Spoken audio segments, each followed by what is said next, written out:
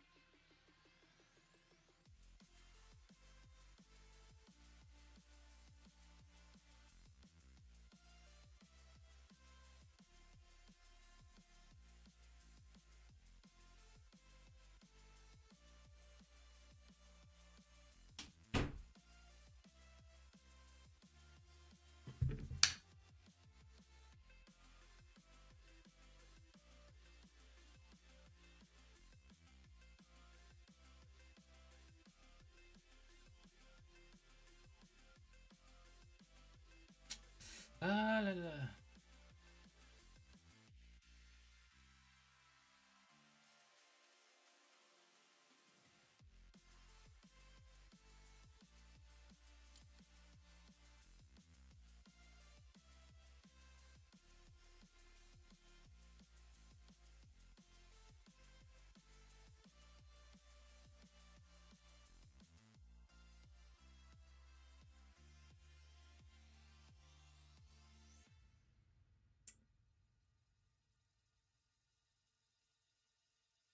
Oh, these are the skins that. Okay, never mind. I couldn't hear myself. These are the skins that are. Ew, bro. Ain't no way I'm buying this.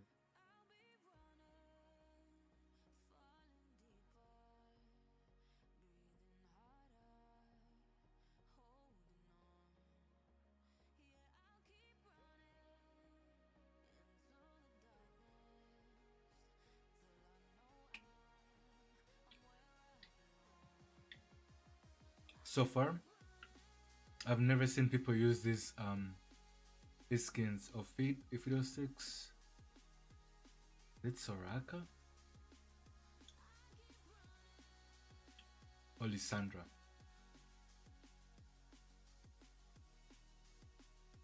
I haven't seen anyone use them at all.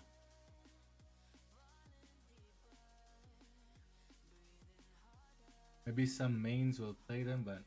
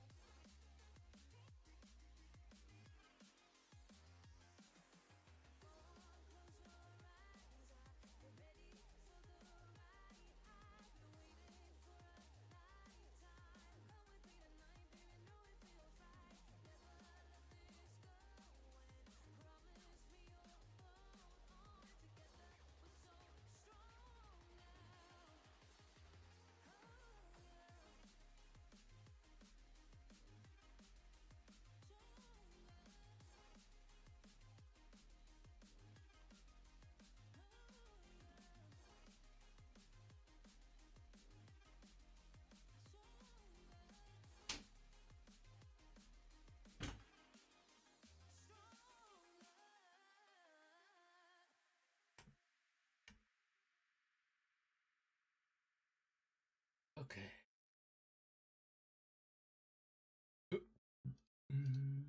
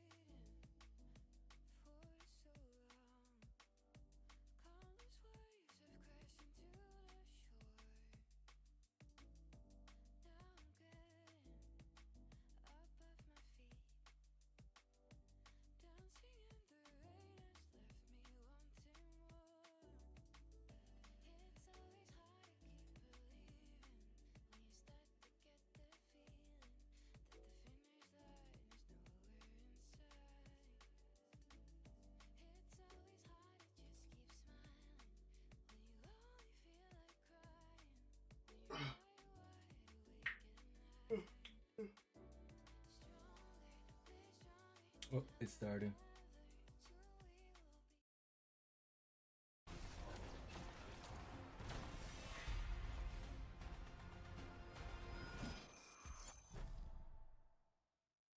Riot Games.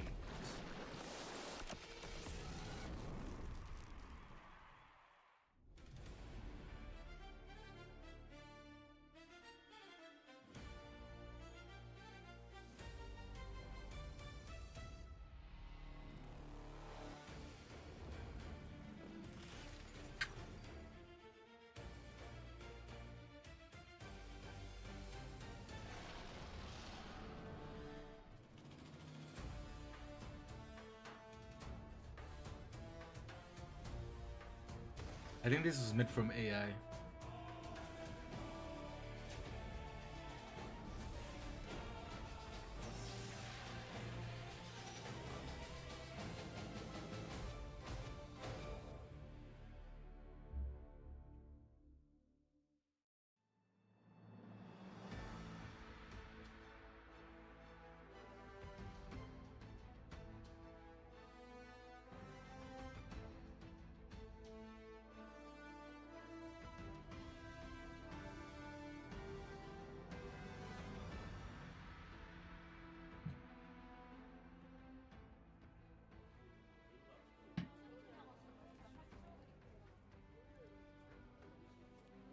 쇼메이커 화이팅! DNS 포스 파이팅! 클라스피아 화이팅! 딘스퍼스 화이팅! Who the fuck is that guy? I don't know. Hello and welcome to the LCK. We're back here in the lower bracket. It's D plus Kia up against the DNS Supers, who played just yesterday. We're able to take down DRX and move on to the next stage of the bracket. I'm Valdez, with me is Wolf. It's been a while, Wolf. How are you doing? I'm good. I'm ready for this best of 5. I'm ready for this best of 5. Yeah. I feel like I have strong opinions what's going to happen in this best of 5. I feel like we definitively know what's going to happen in this best of 5. I'm certain that one of these two teams will win 3 games and then move on to the match against T1 later this week. Yeah. I'm certain about that. I have very strong opinions that will happen. Look, as you can see illustrated here, the day after tomorrow, which is the 22nd of February, 222. Wow. It's prophesized by this playoffs bracket that whoever wins will play against T1. That, I can tell you, I definitively know. Anything else? Anything else? We're just going to have to watch and wait and see. Yeah, it felt like that a little bit yesterday as well, where, you know, we thought it was going to be pretty close, but eventually DNS, you know, they came out swinging very early on, were able to take it in 4, as DRX with a little bit of a sign of life there in Game 3, but that was about it. Now today, you know, DK, they did lose to Gen G 3-1. They took a game off of Gen G, importantly, the only team to do so at LCK Cup, but they still lost the series, so they're down here in the lower bracket up against DNS. And yeah, they get that 3-1. Who will carry their sharp form forward? I would say that DK did look good in the win, but I also think that Gen G did stumble a bit there. So yeah, also D Plus did struggle a little bit against DRX, who lost yesterday to DNS. So like in the transitive proper, you don't feel great, as D Plus are actually 0% win rate on red side. They only pick blue side basically. However, today they choose first pick and they will be starting game 1 on red side for the first time. Hopefully they can turn that red side They've win never rate won around. any games on like red this set side. is actually kind of bonkers, but again, they avoid playing on red side. So it's they've only played 5 games of red side of, if you look at blue side, 19 there. So quite a heavy number of discrepancy here, 19 to 4. Yeah, and this is happening because of right of first selection, or ROFs, where they decide to pick second pick, or blue side rather, and then the other team is like, well, you know, I'm going to pick first pick and I'll be on the red side. So they have a lot more games on the blue side because of this. The Class of 2 junglers in their top form. Luhua mauling aggression versus Pio Dogs, widely praised Nefiri. 2 big dogs, you could say, Yeah. collide on the Rift. And his Nefiri was widely praised as the match does Piosic. showcase. Although Peter and a few others said maybe Dudu should have gotten the vote. Ultimately, widely praised. As I think this is going to be pretty split here, but I have a feeling it's going to be a little DNS favor just based on the conversations I've been having. Ooh, pretty close. No, it's favored towards DK. And even 3-3-0s going to D plus Kia. All of the DNS voters, myself included, Augs, Umpty, and Goko, we all went for 3-2s. So, bit of a favor towards DK overall. Atlas had a strong theory, and I hope it's not spoiling if I put it out there early. We're seeing him a little bit later on the desk. Atlas. About how, and he is an analytical theory about how D Plus need to maintain the momentum to win this series. So otherwise, it's a 3-0 win for them. There's no way they could win with any other scoreline, which I think is a reasonable take based on what we've seen from D Plus in the past. But if you're a D Plus predictor, you're kind of expecting that they will dominate this series. 71%. It's really hard to quantify in this crazy meta right now with so much volatility around the bottom lane, which teams are actually better than other teams definitively. I think it's much easier to decide which teams have better drafting. And for D Plus's side of things, it feels like sometimes they win despite their drafts here in very recent times, and they don't really draft around side or first or second selection, right? They can draft for blue side. Today that's going to change though with the first pick that they went for with their higher seed. We'll see if they can turn that into success here. As for me, this series is really about 4 players, and they are Duck Dom, Smash, okay, and then their jungle counterparts in Lucid and Piosic. And a lot of people are saying Peter versus Career, and I think that's a fair point. The bottom lane will be quite critical, but the performances of the players outside of lane is where I think we're going to see one of these 2 teams shine. Yeah, absolutely. I think both of the junglers have been critical for their teams to have success. We did see there were times where the top side of the map looked a little flat for D plus Kia, and they suffered a lot because of it. But when those guys are playing really well, Shiyu, Lucid, and Showmaker, DK do look like a really strong team, like one of our best teams here in the LCK Cup. And, you know, essentially we rated them kind of 3rd behind T1 and Gen G, but it does feel like there's a big drop-off between, you know, Gen G and T1 and the rest of the teams. So D plus Kia, definitely strong, but are they strong enough to get a 3-0? I don't really see that tonight, Wolf. You know, I thought we did see 3-3-0 Preds going towards D plus Kia. I just feel like it's very difficult. I just slept. I for don't know a why team I'm who is yawning, not bro. Gen G to win 3-0, and even Gen G lost a game to D plus Kia. So I'll believe it if I see it. I think a lot of our teams are still figuring things out here in League of Legends. I'm kind of on the mindset that I think that D Plus has a little bit more star power in this roster. I think the potential is much higher. I predicted them 3-1. I think they'll definitely drop a game in this series. I would not be shocked of any result in this series, except maybe a 3-0 for DNS. Yeah, that would be the most shocking. The momentum argument for Atlas would hold water there, of course, as well. But I think that one thing that D Plus has always lacked since their roster changed, right, since they lost Canyon, really, is the clutch factor. And this man right here, he's got it. He got it yesterday. He saved his team from getting reverse swept, because I do truly believe he doesn't have that Nefiri performance yesterday. They probably get reverse swept. They probably lose the following game. Momentum is completely against them. And on the side of D+, when they're crushing the clutch factor is there for players like Showmaker, for players like Lucid, and even Shiu. But when it gets a bit murky and it's a little bit tougher of a game state, and you got to make those tough calls around Baron, around Elder, around Souls and Soul Points, objective fights, side lane decision making. The only one who's got that is Smash, but he's the AD carry, so he's not always the one who's going to be able to make that call, make that engage call, or macro move as easily as the other players. So I think Smash brings a lot to this roster, but I'm kind of feeling like when you look at Closer on the other side, when you look at Pioshik, that's who I'd be afraid of if D+ starts shutting down, communication drops. Absolutely, Wolf, I do agree. Clutch factor, very important in these best of fives over the course of 5 games, where momentum and the mental game is so huge. As Peter kind of giggling to himself and also sharing some words. Did you hear about his reveal yesterday? Did you end up watching his interview on the Space? I watched a little bit of it, but then I had to walk away, unfortunately. Yeah, no, I know. You're a father, I'm a father. Yeah. I understand. You know, sometimes you watch the Space interviews later or you don't end up getting time. It was your day off, I understand.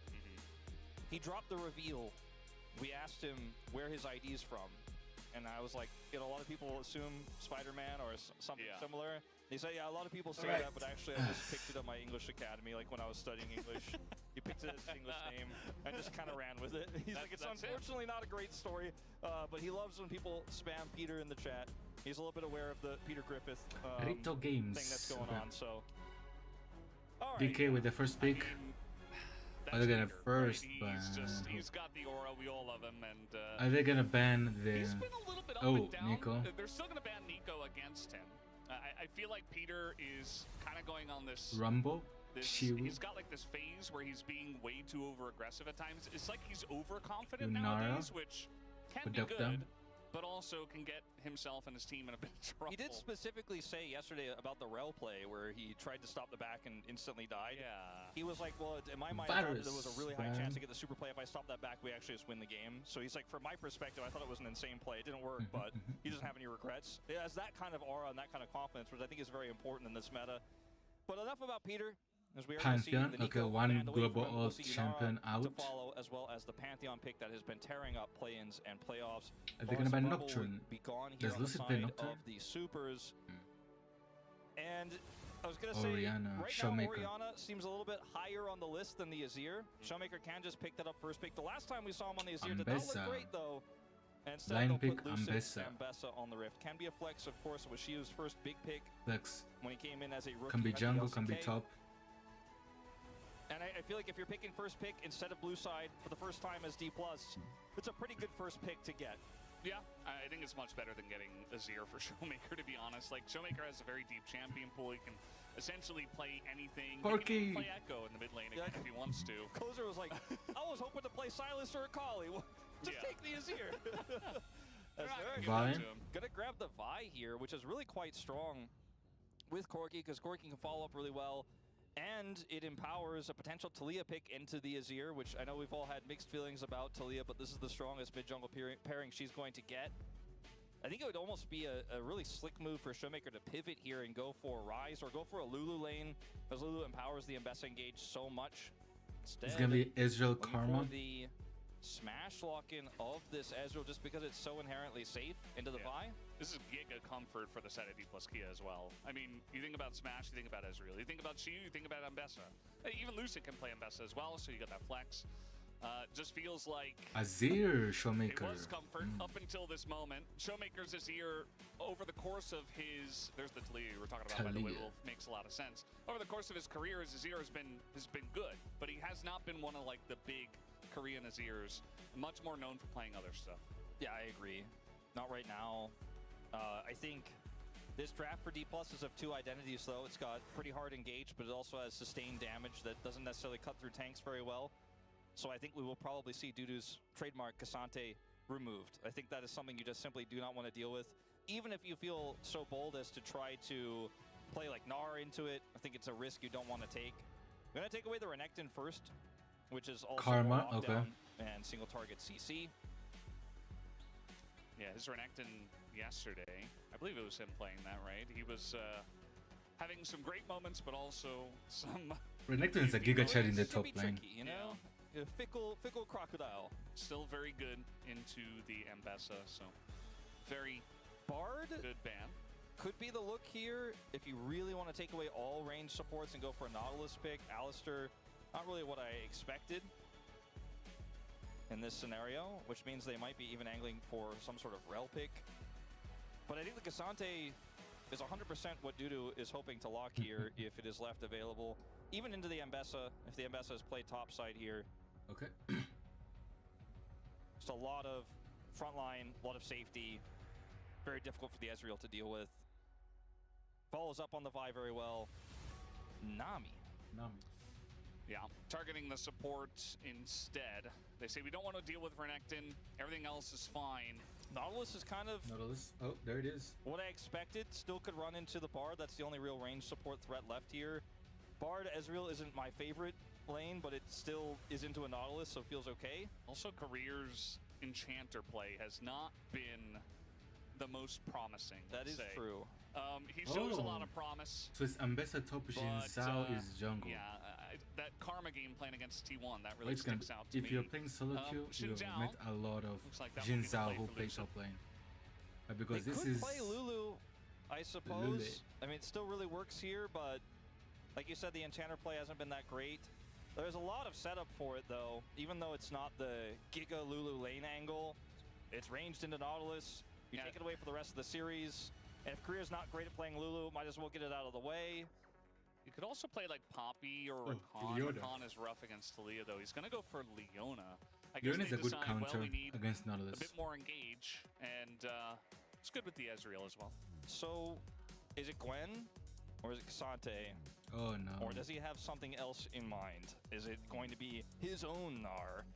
Gwen. I think okay. the Gwen makes a lot of Then it's sense. an IP. Your Talia can now go for the utility build and feel a little bit better about that. When you have a lot more damage in the Gwen, you have a side lane pressure threat. Alright guys, Clubs remember to actually sub feel up to incredibly the stream. impactful in this That'll help game me. with the Azir and the Gwen on opposite sides here, and the power they Turn get on the with notifications. side laning. The Azir could set up Sundis turrets to look for objective control. Even mid lane control can be very powerful there if you have the Herald to get the mid turret early. This Leona pick reminds me of one of the drafts we saw yesterday with this type of setup where you're like kind of somewhat pick based, but you also have this slow sustained damage. The Xin Zhao helps glue this together to where the Ambessa doesn't have to hard engage in every fight, but can rather wait for opportunities. I do like how they rounded this one out. Although I have to say, I think DNS's comp just feels a lot simpler. And despite some of the comfort picks here on the side of D+, I think DNS are very happy with the responses they got. Even the Nautilus pick feels great into the Ezreal to lock him down. Yeah, all feels very good. I think there's going to be some trouble for D plus Kia if it's even or if they get behind later on, just to deal with the amount of pick that is on the other side, the Vi, the Nautilus. And then if they lose, Vi they hard can just go sticker. ahead and pick Yunar first SSG pick with Talia. their own first pick selection in game 2 if that ends up happening with Vi and Ambessa, Nautilus both off the table. Intergalactic here in Fearless Azir. after game number 1. Okay. So let's do it. We're hopping onto the Rift for TN Supers versus D plus Kia. Let's get it started. Yeah, that Vi skin looks ugly as hell. Just saying. 미니언들이 생성되었습니다. Xin Zhao. Oh, they see. Here we go, game number 1 of what could be a very long best of 5. At least that's what I'm expecting. That's what we expected I think yesterday, it's and it going to be almost really you know. short or really long. Yeah, I don't. I voted 3-1, but the more I listen to people around me talk, I'm like, ooh, this was probably the dumbest prediction Of the bone plating. in terms of what the scoreline could There look weren't like. a lot of 3-1s, They but proc what each I will other's say is bone that plating. generally the unexpected outcome comes true. You know, it does feel that way, Nice jump unless from it's like Duckdown. Genji versus I don't know a team that they're much better than, and then you're like, okay, it's 3-0, and we all get our preds right, and we don't feel good about it, but it makes sense. I have to say, I'm getting a little bit of a B&K vibe from how DNS set up this draft. Like, the draft was intelligent. They opened the Azir, got the Vi, and then they're like, now you're playing Azir into Talia, and you're playing into Talia Vi. And ended up getting the counter pick for Dudu. So he has this Gwen. Is it They a bad waited out the matchup flex top of the lane? Ambessa. Once that was revealed, they were like, okay, Lulu gets got the handle level for 2 this. They got the first. Corki early into Ezreal. They But banned the Karma she's away, not which is one of the pushing, biggest so I threats feel like there. Gwen is And again, bad they know that's kind of the Enchanter against career Ambessa. place. You know, although Well, mixed reactions. he does Mixed play reactions. it. Yes, Oh, he it's does grass. play it. It's look, it's Ambessa. hard to mess up Karma, is what I'm trying to say, and I know a lot of people didn't And she has enjoy Doran's his Karma shield, that much. so I feel like if but I think a Ambessa lot could of have people on our gone talent team less don't enjoy Karma sustained, in she general. loses this At the end of the day, though, I Because look at what Gwen DNS did and the plan shreds they had, health. and I a don't lot. want to say D Plus got trapped, but D Plus definitely did exactly what they wanted them to do, and they ended up with what, in their minds, feels very comfortable. So even if they end up losing this 3 game, conquerors on because this this comp has a lot team. of volatility in it, 1 conqueror, I 2 feel little tempo, it's like they had a smart aftershock. idea, and that's why I grass, say they kind of have phase BNK rush, vibes. This is what Talia. I've been looking for a little bit more But I of hope it's from our not teams here in the lower bracket. Yeah. a And on vegan the side of D Talia plus Key, build. I think if they win with 'Cause that would be Showmaker on disappointing. Azir and, you know, comfort for the other guys, I think that's going to be a huge confidence booster where Showmaker gets his nice turnaround in terms of his own stats, the team as a whole feeling very good. You know, they have a comfortable start with a couple of those comfort picks. You know, Career's making plays. He's not just dying over and over on an Enchanter. I feel like this is a draft Okay, that missed 1. they can Missed win 2. with and then feel very Okay. good to build Minus momentum 2. off of. But they do have to win. Yeah. They have to win game 1 for that to happen. And I don't know. We'll just have Okay. to wait and see if that does Nice E. in fact happen. As Duckdom and Peter playing this very defensively, just waiting for the pushes to come in. But Smash will punish It's you. machine gun. That is the way you're going to play. Ezreal, Even on so- this lethal temple, Ezreal, you Ooh, are Azir. Wait, is that self able kill? to No, obviously it's not offer a lot of self-kill. damage back early with your cooldowns. I look at this game. I agree with everything you're saying in terms of the But we momentum. don't have TP. I also want to add no, that no, no. Talia doesn't have Career, TP. She to has me, some of his best games, even Flash though in a and loss, Ghost. like somebody gets a little bit too aggressive and has horrible KDA on it, but that's how Leona goes. I think this Leona has been, for me, is going as far back to Challengers and even more recently Kespa Cup, one of his better picks. And this draft does allow for a little bit of peel with it. Can follow up on I hate that Xin Zhao Vice skin, engage, bro. Mbessa It looks engage, or ugly. even set one up. So it's a lot of agency in this draft. I just need Showmaker to show up to team fights a little bit more than the last time he played Ambessa Azir. is Or ahead show up in a little bit earlier CS. than he did the last time he played Azir, where we were DK not as are good in inspired. I think he's CS. 0-2 Oh, on the no. pick. Yeah. And Azir itself is like 1-9 in the last 10 games.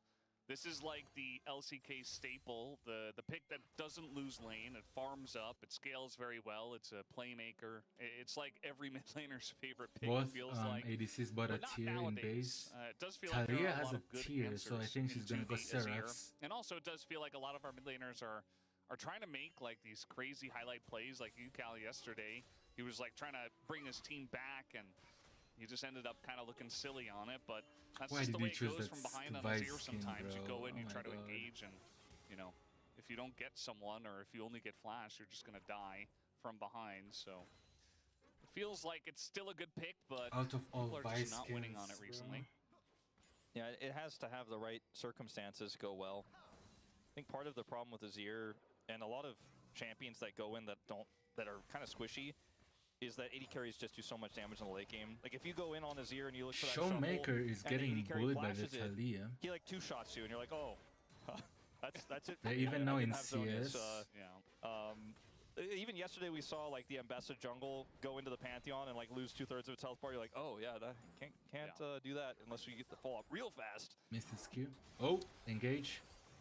Speaking of real fast Yeah. follow up, A lot of trading down here in the bottom lane, but at the end of the day, Nautilus into Leona is you're hooking a target that's basically unkillable. Okay. Now Career keeps going in onto the Corki. This isn't looking good. He's Flashes. gonna have to flash away. Does use his ignite. It's a lot of trade back potential, but now the flash Holy in onto Smash, who also went too far. Duckdom Oh. has his flash too, and with the barrier coming in, Duckdom getting super low. Oh, but it's just gonna be first blood Peter. going over to Peter. Career desperate for something back. And they even give the kill to Duckdom. 2 for nothing for the DNS bottom lane. bit of a disaster here for Smash and Career. I was ready to sing the praises of Career and Smash on the initial part of that, but then they got a little bit disjointed on what happened next, and the punish came through super quickly there from Duckdom and Peter. Gwen's W negates Ambessa ult. Yeah, Yeah. Gwen is immune, by the way. he cannot be Troll damaged or affected by abilities. So in this initial play, Duckdom bumpers it back, but this is, in my mind, I'm like, okay, Career is saying, or Smash is telling Career, just trust me, I'm gonna hit everything. So just sacrifice your health bar for this. But then he goes too deep, and Career has gone so far away, they can't really help Peel here until the flash comes through. He plays it well. DuckTom does not want to get hit. The Aftershock is a lot of damage and doesn't get hit by the Eclipse there and just buys barely enough space with his Valkyrie. And then Peter allows him to finish the kill. And that was really well played there by the DNS bottom side. But yeah, getting caught there on the overextension. Smash like, I'm hitting everything. But he also got hit by the one thing that ended him at his demise. So it looked really cool until Peter was like, nah. Yeah, I think you gotta walk that tightrope. A little bit more measured. Right? Yeah. I think that Smash, he oftentimes errs on the side of being a little bit too over-aggressive. And, you know, when he first debuted with T1 and he was playing Ezreal and he looked amazing because T1 always were winning, like, he kind of got to do whatever he wanted. But He's starting the dragon even though he is on you know, vision. he goes in like that, he's just going to get punished, and It's hard. It's got to be a little bit more measured, as you say. It's hard to tell Oh, if my, like, you know, fantasy world scenario is what happened. We might have another skirmish here, so I'll get back to it later. Peter is take a bit of damage. He's level 6, though, to Career's level 5, and Closer's here first. That's a flash away from Lucid already. Lots of poke damage, though, coming out from Smash. And now Showmaker gets on over. They get the kill onto Peter, but Pyosik is going to get away. Closer as well on very little mana, or That was a rather big health. Ezra ult. They do survive, though. Ends up being a 1-for-1, but Smash does pick up a kill. Peter held his ultimate really late in the fight. I thought he wasn't even going to get to use it at the end, but did hit Showmaker and denied some of that follow-up damage. Unfortunately, DuckTom isn't quite large enough, even with his big health pool there, to actually finish everybody off and clean up that fight, which I think was the idea. I think this is all around the fact that Peter has level 6 advantage over Career, and Career can't hit it, can't be anywhere near the minions. Xinjiao ultimate gets a lot of value here. Peter, again, holding the ultimate, and then is able to get it here onto Showmaker, I believe. Actually, it might have just been the Vial there that got the knock-up onto him. On a Lucid. Yeah, put it on the Lucid there at the last possible second because he had the Xinjiao ultimate running. Over here, Dudu. Yeah, Dudu has Peter around with him as well, and some needles on top of it. Shiu has to flash away from the scissors. As Ignite utilized by Career, I think just kind of to push him away and scare him off a little bit. But that's a one trade to DNS.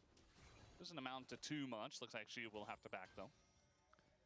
And Grubs are available here. Like I mentioned, they're really important in this game, but since Shiu has teleport to get back here faster, it took a minute for Dudu to clear away. They can't do them right away. There's no more Weaver's Wall either, and Showmaker has ult advantage, so I don't know if there's a real play here for DNS to look for Grubs right now, even though they have vision control and did win the trade. So I guess we're just going to have a little bit of a delay on that one. Yeah, D+ Kia did get the Chemtech Drake after the trades we saw down in the bottom river, where both AD carries did pick up a kill, but DK kind of got ahead because they picked up the objective. Showmaker, actually, I noticed, didn't have his Emperor's Divide for that bottom river fight. He ended up getting ulted by Vi and, you know, wasn't really able to go in, but didn't have his ult. Maybe could have looked a little bit different. Not really sure how he used it in the 1v1. And speaking of 1v1s, Smash not enjoying his time at the moment. Yeah, not enjoying that Corki shred. Yeah, Corki has a they both Sheen had barrier. and a Wallet. Corki has both have pretty strong Sheen. sustained damage in those short burst trades. See if Career will ever hit level 6 this game, because I thought he was significantly closer than he was when we were talking about that bottom side fight. I was like, yeah, he can't get to those minions, you know, he can't hit it. And he has not been getting experience for a while. Closer has to play safe. Emperor's Divide is up now, but Closer very close to getting his flash back. Yeah, it looks like he wanted to bait around that timing for Pyosik. Instead, Pyosik's just going to go top side here. This ward is going to be quite valuable for Shiu. Has a jungler coming up. Yeah, the top dives for Pyosik, sometimes a little bit iffy. This time it will be as well, as Lucid is here. And Pyosik going to be slowed down. The needles, though, will prevent them from following. And also, importantly, Closer here as the knockback does come in. And Lucid, super low, goes into his ult and gets a rock to the face as Closer on the roam makes a big play. Showmaker is going to get some plate gold, but actually DuckTom is there to answer the push. So looks like nothing too crazy going to happen for this Azir in the mid lane. And they're going for a follow-up dive. Yeah, they might as well. The depth charge is here for Peter. Shiu doesn't have his ult or flash. It's just free food, and Peter's able to tank it as Wonderful well. Dive. is pretty huge in the early game for DNS. These types of roam plays from Peter, he was quite famed for at the end of 2025 on KT Rollster. You know, lane swaps were changed, right, and they were dying off a little bit, but his roam plays, which support became all They about might be when are you strong topside, early, when are you but- going mid, how often do you stay in lane. Plays like this, these delayed follow-up dives can really throw you off guard in this meta because we see them so less often. But he is a whole level up on career, and he is making impact plays in the 2v2, now topside.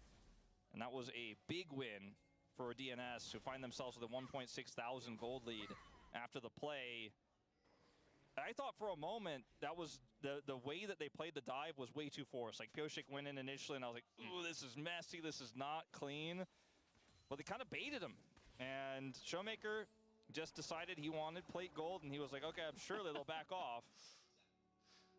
Yeah, I'm pretty sure that was communicated that, you know, Closer was out of the lane and that he easily could have been top lane. But, you know, whether on purpose or not, they did get baited into kind of a wonky skirmish in top lane, which Closer immediately was able to capitalize on. And then they got the little bonus kill on a Shiwu. So pretty much everything going perfectly well for DNS here in the early game. They don't have the grubs yet, but still feeling pretty good, especially, you know, due to picking up a couple assists. Although the Eclipse is done here for Shiwu, so might have to be a bit careful, especially down flash is Dudu. Yeah, I think he just probably wants to avoid looking for any sort of all-in.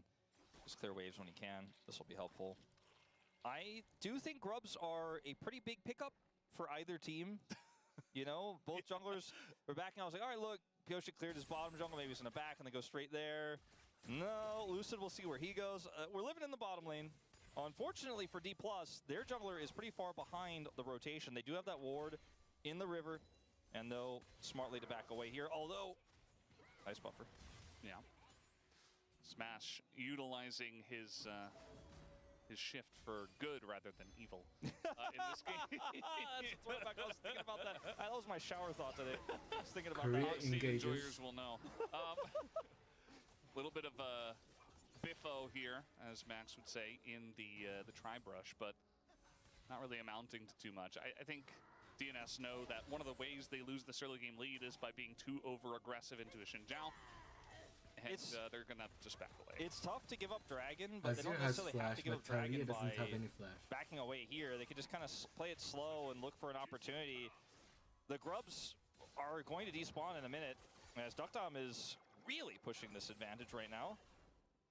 Just a small health advantage, but he's like, that's enough for me to look for these Gatling guns with Valkyrie, especially when the support isn't here. I'm free to use Valk without any punish. Career wants to come over and punish, but can't.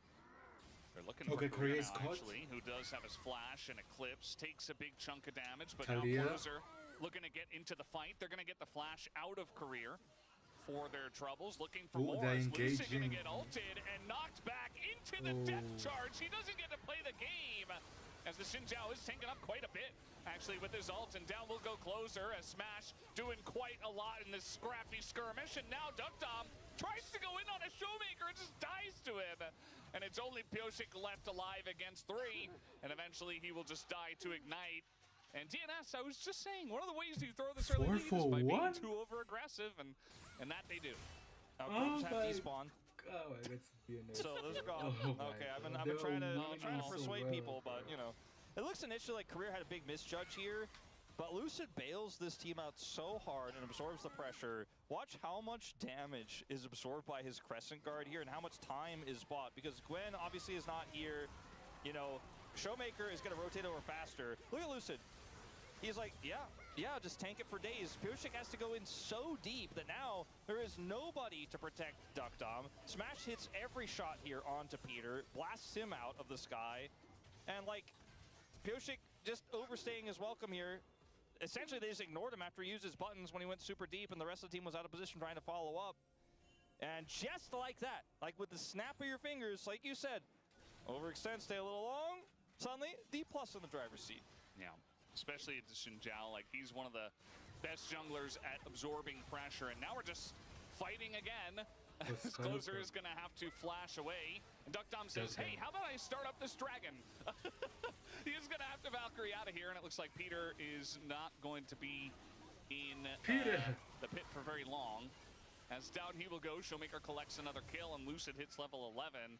As D plus Kia are catapulting into the lead in this mid game. Well, it's cool because Dudu's got 3 grubs to side lane through. Oh wait, no, they didn't. Nobody got the grubs. I love how the UI still says they're live to remind everyone. They fixed it actually. It says Herald now. Sorry, I thought that was because it used to be bugged and say it no matter what. Anyway, they're alive in my heart, Valdez. As we are going to see this kind of scrappy fight where DNS are coming over here to try to set up for a contest, but there is no setup. Like, there's no Nautilus ultimate. There's no Vi ultimate. I don't really know what the game plan was here. I don't think they do either. And that is going to be 2 dragons and the Herald. Of course, not grubs, but Herald. Yeah. Which can do some serious damage on its own. Yeah, I think they wanted to try to collapse into the fight and then realized that they were being collapsed on faster. And then they just tried to abandon ship, and it looked very silly. As now we're going in. Again, this is Lucid, level 11, an item and a half. Doesn't really care about too much, but has less of his team around this time. So will survive for quite a long time, but does eventually go down. Pioshik picks up the kill. I don't know if it's worth if you lose 2 turrets, though. No. I think it's absolutely worth. Like, Lucid might be, if we were doing player of the game, like he might be the leader at 0-3-5 right now. Because he kind of just keeps pressing R and his team is winning otherwise. He's kind of just saying, come at me, bros, and they accept his invitation. Now, maybe this could make things a little different if Showmaker does get picked off here, but again, there's no Vi ultimate. It was used just moments before, and so Showmaker just casually walks away. He has arm guard as well, so he can walk back up and say, Career's coming to cover if you guys want to try again without your ults. Yeah, again, this is Lucid making an aggressive play, gets a blast cone out. Now they're kind of safe from the Taliyah follow-up range, and even though Pioshik ends up getting the ult off on him and the follow-up is there from the Taliyah, both Showmaker and Shio are pushing sides. This buys an insane amount of time. They also were able to steal away the buff itself. Imagine if they had Grubs Wolf. That would have been crazy. Yeah, no, sick value, but they still got both of the turrets. So, feeling pretty good. On top of first turret, which was theirs as well. That Nashor's Tooth is real. It's not just, you know, an imitation that Showmaker's got around his neck. It's the real thing. Why is it around his neck? Well, that's how you, like... You know, isn't it like a dagger? Yeah, but I mean, it's also, in some cases, worn like a shark's tooth necklace. Must be pretty small then, I guess. I mean, he can resize it. It looks about It's the size of the arm guard, which is, you know, the size of somebody's forearm. I don't know if you could wear that around your neck. Imagine wearing a short sword around your neck. Like, it would be uncomfortable and dangerous, but you could do it. I don't think you should do that. It's probably not a good idea. Dude, it does go into the mist here. Showmaker's like, well, this is Gwen. I don't really want to play this game. They're doing a great job of choking out all the vision, though. Yeah, no, this is really uncomfortable for Peter and Pioshik, as you can see here. And the side lane pressure, even grubless, is quite real, as we are setting up for Soul Point here for D+ in 90 seconds. You can see there's just not really a play to make for DNS's comp. Pioshik just queued in, and now is going to spark a team fight here, so he goes back in on a Showmaker, gets the arm guard. Lucid, again, does not take any damage, but he's always in the front, so they always have to attack him. As Ducktom does get over, but a lot of low health bars here for DNS. They're going to have to reset real quick, as they would love the Cloud Soul. She was just like, call me if you need me to press D. I'll do it, but otherwise I'm kind of just getting plate money. I'm going to back off and finish my second item here. You guys got that under control over there? Nice. They're just playing tennis with DNS, but DNS are the tennis ball. Widid knows a lot about That's good, yeah. I like how you mentioned that, because Wadid is actually here on the space today. Widid is the tennis master. Yeah, he knows all about it. Big fan of Carlos, I think is his name. Yeah. Tennis people will know. Tennis people will know. It doesn't sound generic at all to me. It sounds very much like a very strong tennis player. Yeah, he's very good. Nothing's really happening here in this mid game, although this dragon is about to spawn. So I would expect some action. Have a ton of control around it. Like we're looking at 2 item spikes for 80 carries, extra Caulfield's Warhammer doesn't matter that much. There's a serrated Dirk for Duckdom anyways. But it's really just about, can you set up the team fight without vision if you're DNS? Because you're playing the pick comp, you're playing the Vi Talia, and your side laning Gwen is under a turret. So you really just don't have any power anywhere. You don't have any pressure points. You have to hope for an overextension. Showmaker has Zonias and his empowered Merc Treads. So good luck trying to pick him. He has Flash and Emperor's Divide as well as his dash. So he can really push this side lane with impunity.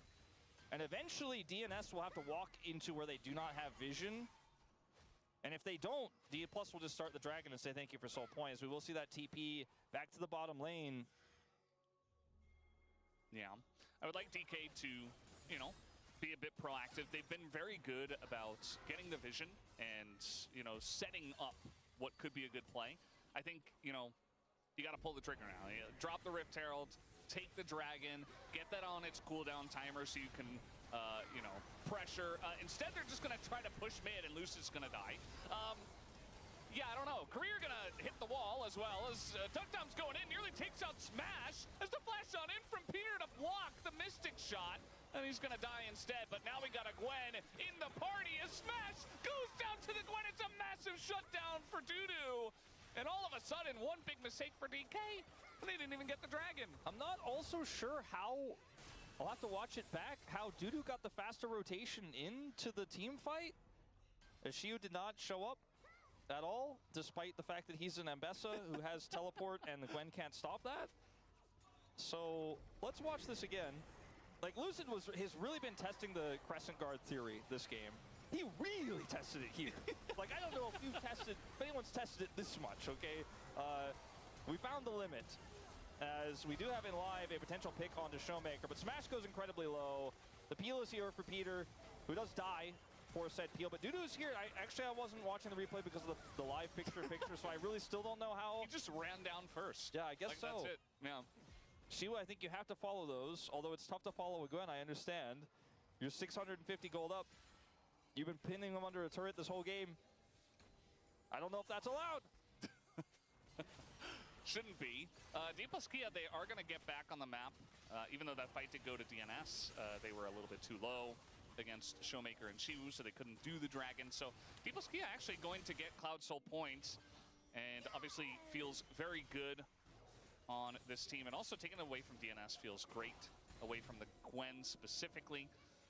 And just stacking up some more stats for the team. It's a great position for D+. Oh, It could have been much better though, as Is Pioshik... caught? Okay. Goodbye. He's zooming. It was nice knowing you. It's really interesting that Pioshik is He the was only one with nearly a gold caught. lead, because Xin Zhao's ultimate doesn't care about Peter? gold. Peter has a gold lead too. Okay, all right. Yeah, Shiu on the run here, has flash. They're trying to get that, but not going to overcommit. Closer has to getting use to his the flash Lucid. to get away. Peter is covering. And now kind of an awkward they gonna spot collapse on as the Vi Showmaker and and the Shiu Gwen? are considering going back in. But no All one is right, on well, the that was a sidelines. very near tense moment. It feels like a lot of these fights are like this, where it's very close, but neither side is really 100% sure of like if they're going to win or not. It's Well, what's interesting? unless you're Lucid and you just put your face in it. What's interesting to me is that Lucid putting is his face into it has testing been working Jin up Zhao until out, that bro. last time. But beyond that, it feels like DNS are being way more proactive. Like Showmaker's been 2-0 on this Azir for a really long time. He got that turret, but has otherwise been relatively absent in this game. Whereas we're seeing Closer trying to get the constantly with his Shadow stuff Flame? on cooldown. You know, he's looking all the time for a Weaver's Wall angle. Sometimes they fish a little bit too hard. And again, it feels like, for me, Lucid has had a huge impact this game despite being 900 gold behind. The reason 0, why 4, and 6 on this Showmaker rushed Pioshik Zonias is trying to is find those because angles though. And he's eventually, if against Smash makes Nautilus, that mistake of going a little Vi bit too and deep, Gwen. or he or Like, they can Showmaker are engage caught on top of him. first, trying to Vi's aggressively ult side lane and Nautilus make that ult. aggressive call. They haven't really been Mostly making that. recently.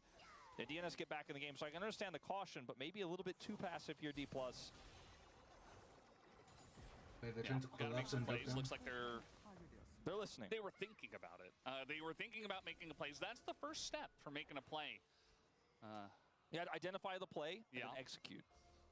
Now Peter Oh, they're trying to collapse on this actually with a TP. A lot Oh, of no. DK is around, but this Gwen is going to be in a great spot, and Deepless Kia kind of just on the Lucid run. As caught Lucid, again. once again, just the punching bag. He has no does not flash. have flash. Down he will go, and they just say, hey, there's a Baron here. Maybe we can take it. No. No, Pyosik Pyosik is nearly low health. dies.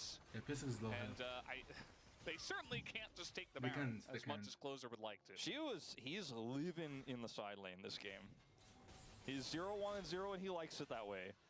1,000 gold up. He's going to grab this crystalline overgrowth, and while the Baron is not secured by anyone, and yes, eventually Lucid died, he allowed for Shiu to get the cross map. Yeah. And it's kind of a worth death for Lucid, because so much is used. Like, how many times are we going to do this? It's a Leona and a Xin Zhao.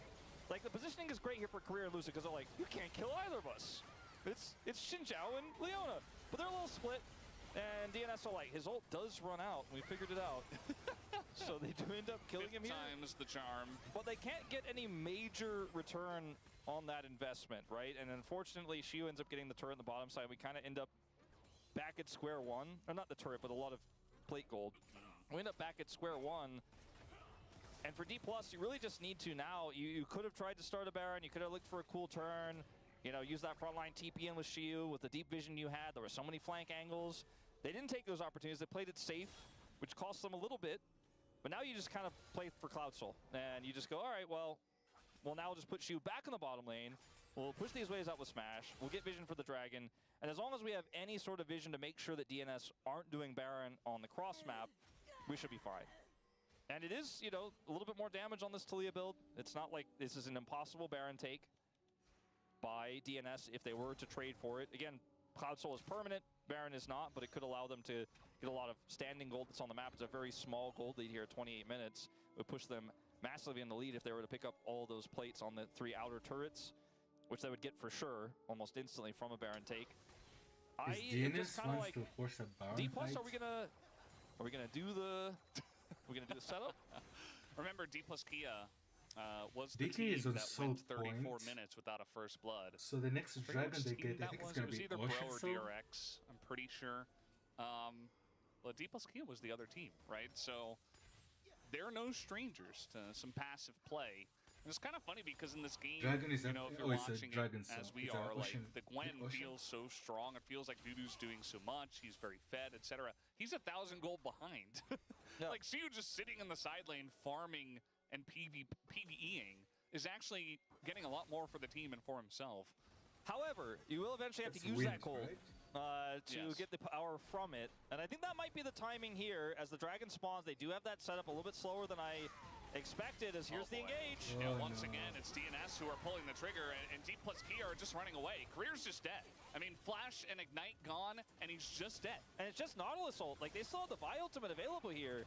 They're trying to fight for this. I don't... It's so I'm not sure they're in a position to really do that, although a lot of damage does go into Peter. Pyosik Vi is going on a engages on- magical journey of his own and just kind of die. Meanwhile, Siu's going 1v3, takes him out. They get on top of Closer as well, and Dudu doesn't quite have the damage, gets pushed over the wall. Duckdom, though, goes back in and just dies, and the 4v5 goes handily to D+ Kia. And Showmaker looks at everyone who Champion doubted them with in that 1,000 moment, dashes, including you, guys. Oh my not going God, for that fight, Lisa. and he said, I knew Pyosik was gonna ult me. I knew he couldn't resist. As this fight is initially great for DNS. They just go in on the Leona. They have all the CC here. There's no fault with the rocks down, both locking Career and making it difficult to follow up here for D+. And then we can't decide if we want to kill the champions or kill the dragon a little bit here. And ultimately, Pyosik decides. He's like, I'm not ulting that. Look at this target over here. And Duckdom is like, in Zimbabwe. Dudu is like not able to join. Yeah. I don't know. DK just getting the Baron, by the way. Yeah. How does I think that Ambess might have been the game-losing survive fight for that? He DNS. survives on 1 HP. Because this is just too much. Yeah, I like the eagerness to go for the play. The execution was the opposite of that. D+ Kia got so much off of that play, by the way. They got the Cloud Soul, they got the Baron. And yeah, it's feeling pretty good. You know, Move we felt speed. the Ambessa gold lead. We felt what happens when the Vi solo ults Azir with no follow-up. Right, the discombobulation of DNS after they got the initial pick was very palpable. We're kind of at the cycle part for Pyosik where he's picked up some big POMs, had some great interviews. You know, he's in the spotlight. He's considered to be one of the big reasons why DNS have made it this far, to where you start to forget that sometimes you roll tails. I think you on flip the tails DK on that side, one as you roll a on 2 the or a Cloud 1. Soul is good only on He Jin has Sao. a, you know, big impactful But a Soul KDA is a Soul. alongside Duck We Dom need that in this game. movement speed, bro. Better than a 2-5 and 9 That Zhao, look at right? that Not smooth, really. Lucid still POG. People forget.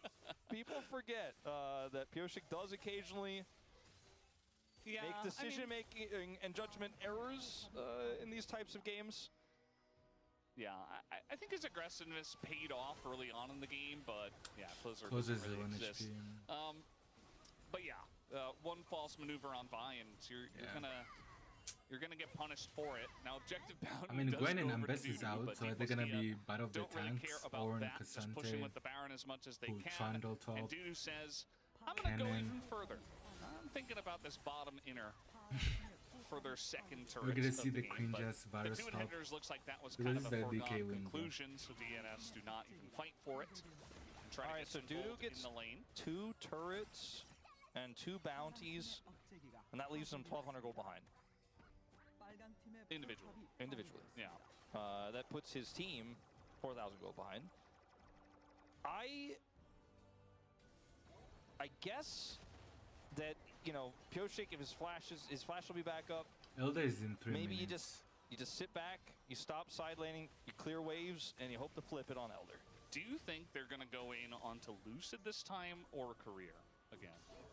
I'm curious because it's been mostly Well, with the Lucid, but last fight, how disjointed it was, there's a chance that it could be like half the team goes on Lucid, half the team goes on Career.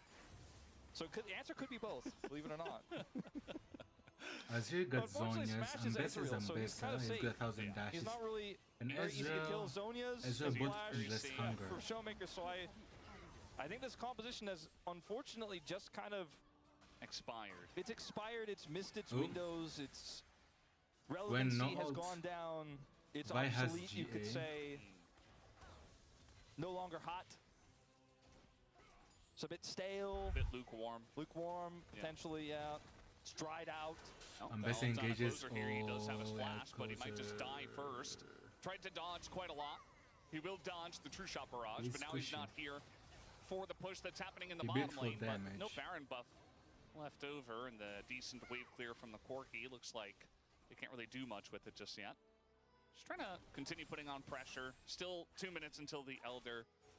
Probably want to get as much damage as possible. He has to make a hero play somehow, some way in this game, whether it's on Elder or trying to get that angle on Smash. He's so tempted. Smash is trying to bait him, though, because he's got Lucid and Showmaker right on top of him.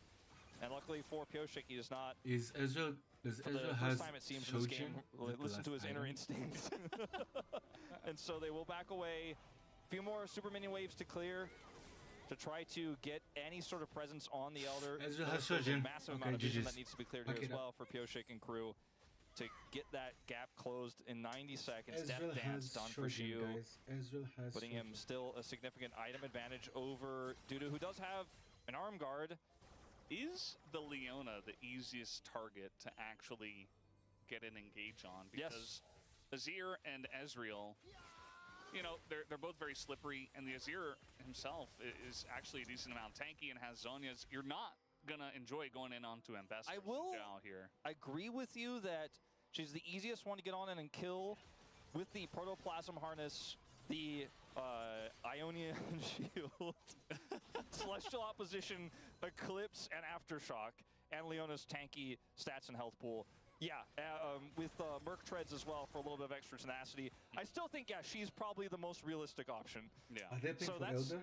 why we were kind of saying those things about the expiration date and, you know, Elder maybe is those in 30 comments, those old seconds, news, and Baron is up in, so to in speak, 50 in this game. seconds. But maybe Pioshik. So are they gonna makes a choose miracle Elder still and then happen. go for And Baron I'm on in D+, the game? with how they've been playing too, this kind Or of is it gonna suits be Elder their Dragon playstyle. Flip or Maybe just Baron don't Flip? even I let don't them know. near the Elder and just keep pushing. And just keep pushing these waves, and maybe eventually you can group up in 4-1 and take out the third inhibitor and then do Elder. Because I think the only way back into this game is some sort of miracle steal from Pioshik into some Leandri's damage is burning. There's a good Zonias from Dudu, and he ends up getting enough damage done in the flip, and they end up wiping and ending the game. 5 seconds until Elder, and D Plus are not making a choice, so to speak. They're also very close to 2 spikes that they would love, the Rabadons and the Infinity Edge on their 2 carries, and they're just short on both. So very unfortunate timing for DNS, but they have to step up and fight now with the Elder on the map. Career says, I'll get the job done for you. I will actually engage on the Leona.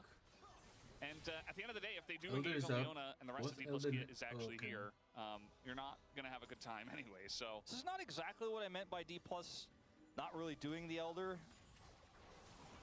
It doesn't feel like D Plus have 2 inhibitor advantage right now. Showmaker looked like maybe he was going to go over and start soloing it, but he did not. Eventually somebody has to Lucid will. Lucid is going. I think Dudu probably going to have to stop the top wave here soon. Yeah, you'll have to back and then TP back to the fight. Now going to go in onto Career. Not a big surprise there. Ductom avoiding. Okay, they go on Ambessa. And now they're going in onto Shiu, but that's not a good target as Pioshik goes into his Ezreal TA. just one-shot vibe. Survives. Peter going to go down, and so okay, GG's. should Pioshik follow. Dudu just out of the fight, not really able to do much. Taking a Ezreal 1v1 against Showmaker, monster, while the rest of the team just dies. Although Ductom did get 2 kills somehow. The inhibitors respawn. But eventually, Dudu will also go down. It's a quadra kill for the Ezreal, but it's not going to be the Penta. And with a giant wave in the top lane and a lost fight, D Plus Kia will just win game 1. Yeah, the Ezreal comes over here as the inhibitors respawn awkwardly. So these minions will be very sad for a moment until Smash fixes that. And now the game will end. GG's. Bit of a passive one from D Plus. I think in a lot of ways played not to lose rather than to play to win quickly. But slow and steady wins the race. Everyone knows the story of the tortoise and the hare.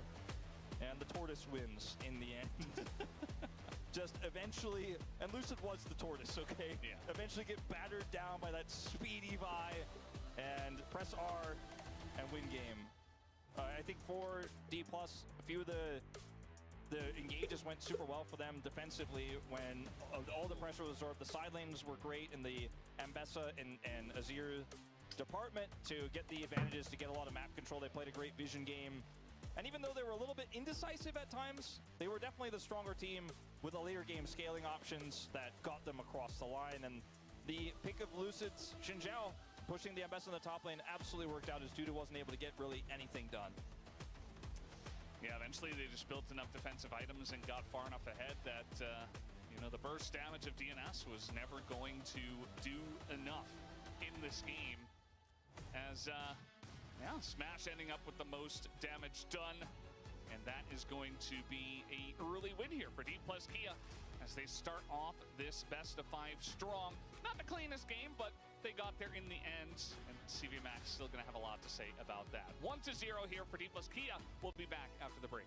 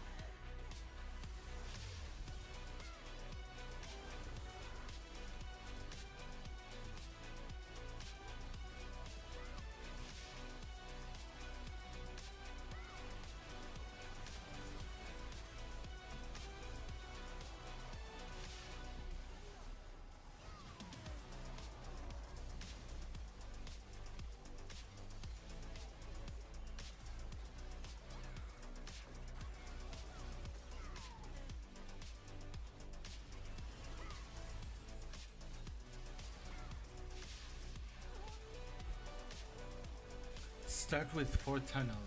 Okay.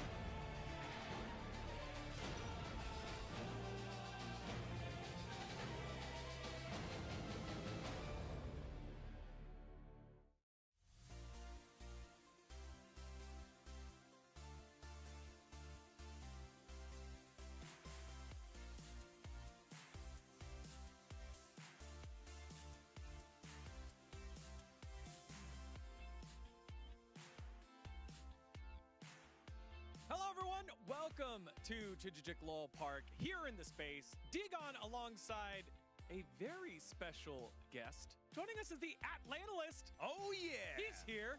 He got the memo on what you're supposed to wear. And then we've got G2 Wadid from the LEC. Yeah. The good old jersey over a hoodie. This. We got the memo. These are two memo knowers. And then... What do you mean? You look like you're here as like the kid, you know? Like we gave you the note and you're like, no, that's stupid. Yeah, I'm a gamer. The kid in Australia, I guess. Yeah. A little smug did.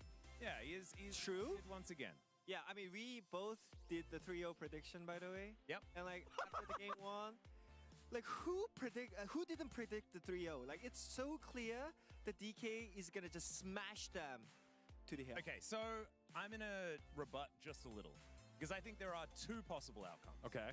Either it's a DK 3-0, Or... and you can see here, or it's what Valdez, Ox, Umpty, and Gogo said. That's the only other outcome. DK, if they lose a game in this series, it will be a disgusting mess and they will lose. That is how it's gonna go. What? That's how it'll go.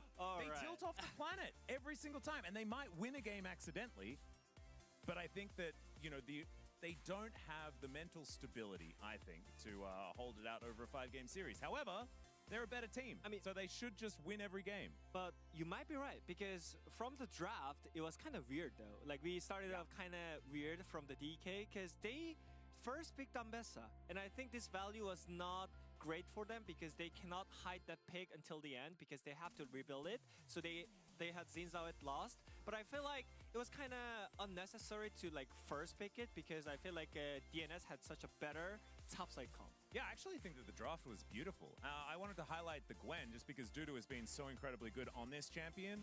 One thing that we didn't really factor in, though, was that Shio's Ambessa is just absurd.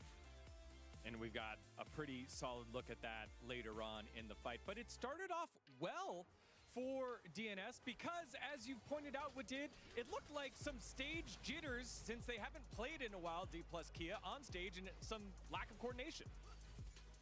I think it was stage jitters for 2 players on D+. And the rest of them looked absolutely fantastic. Smash here did everything he possibly could after his Leona decided to start backing instead of backing him up. Yeah, I mean, I feel like Korea is like, nah, I think it's over, but like Smash is even better player than he thought, so he hit all the skill shots. Like, we're going in. Yeah, we could actually win, but on the top side, I think at first it was really good backup from Lucid, and like we thought it was a good defense by DK right here, but there is one more player from DNS who wants to play some aggressive early game, and here it was really great vision control from Closer here, and it was really good execution.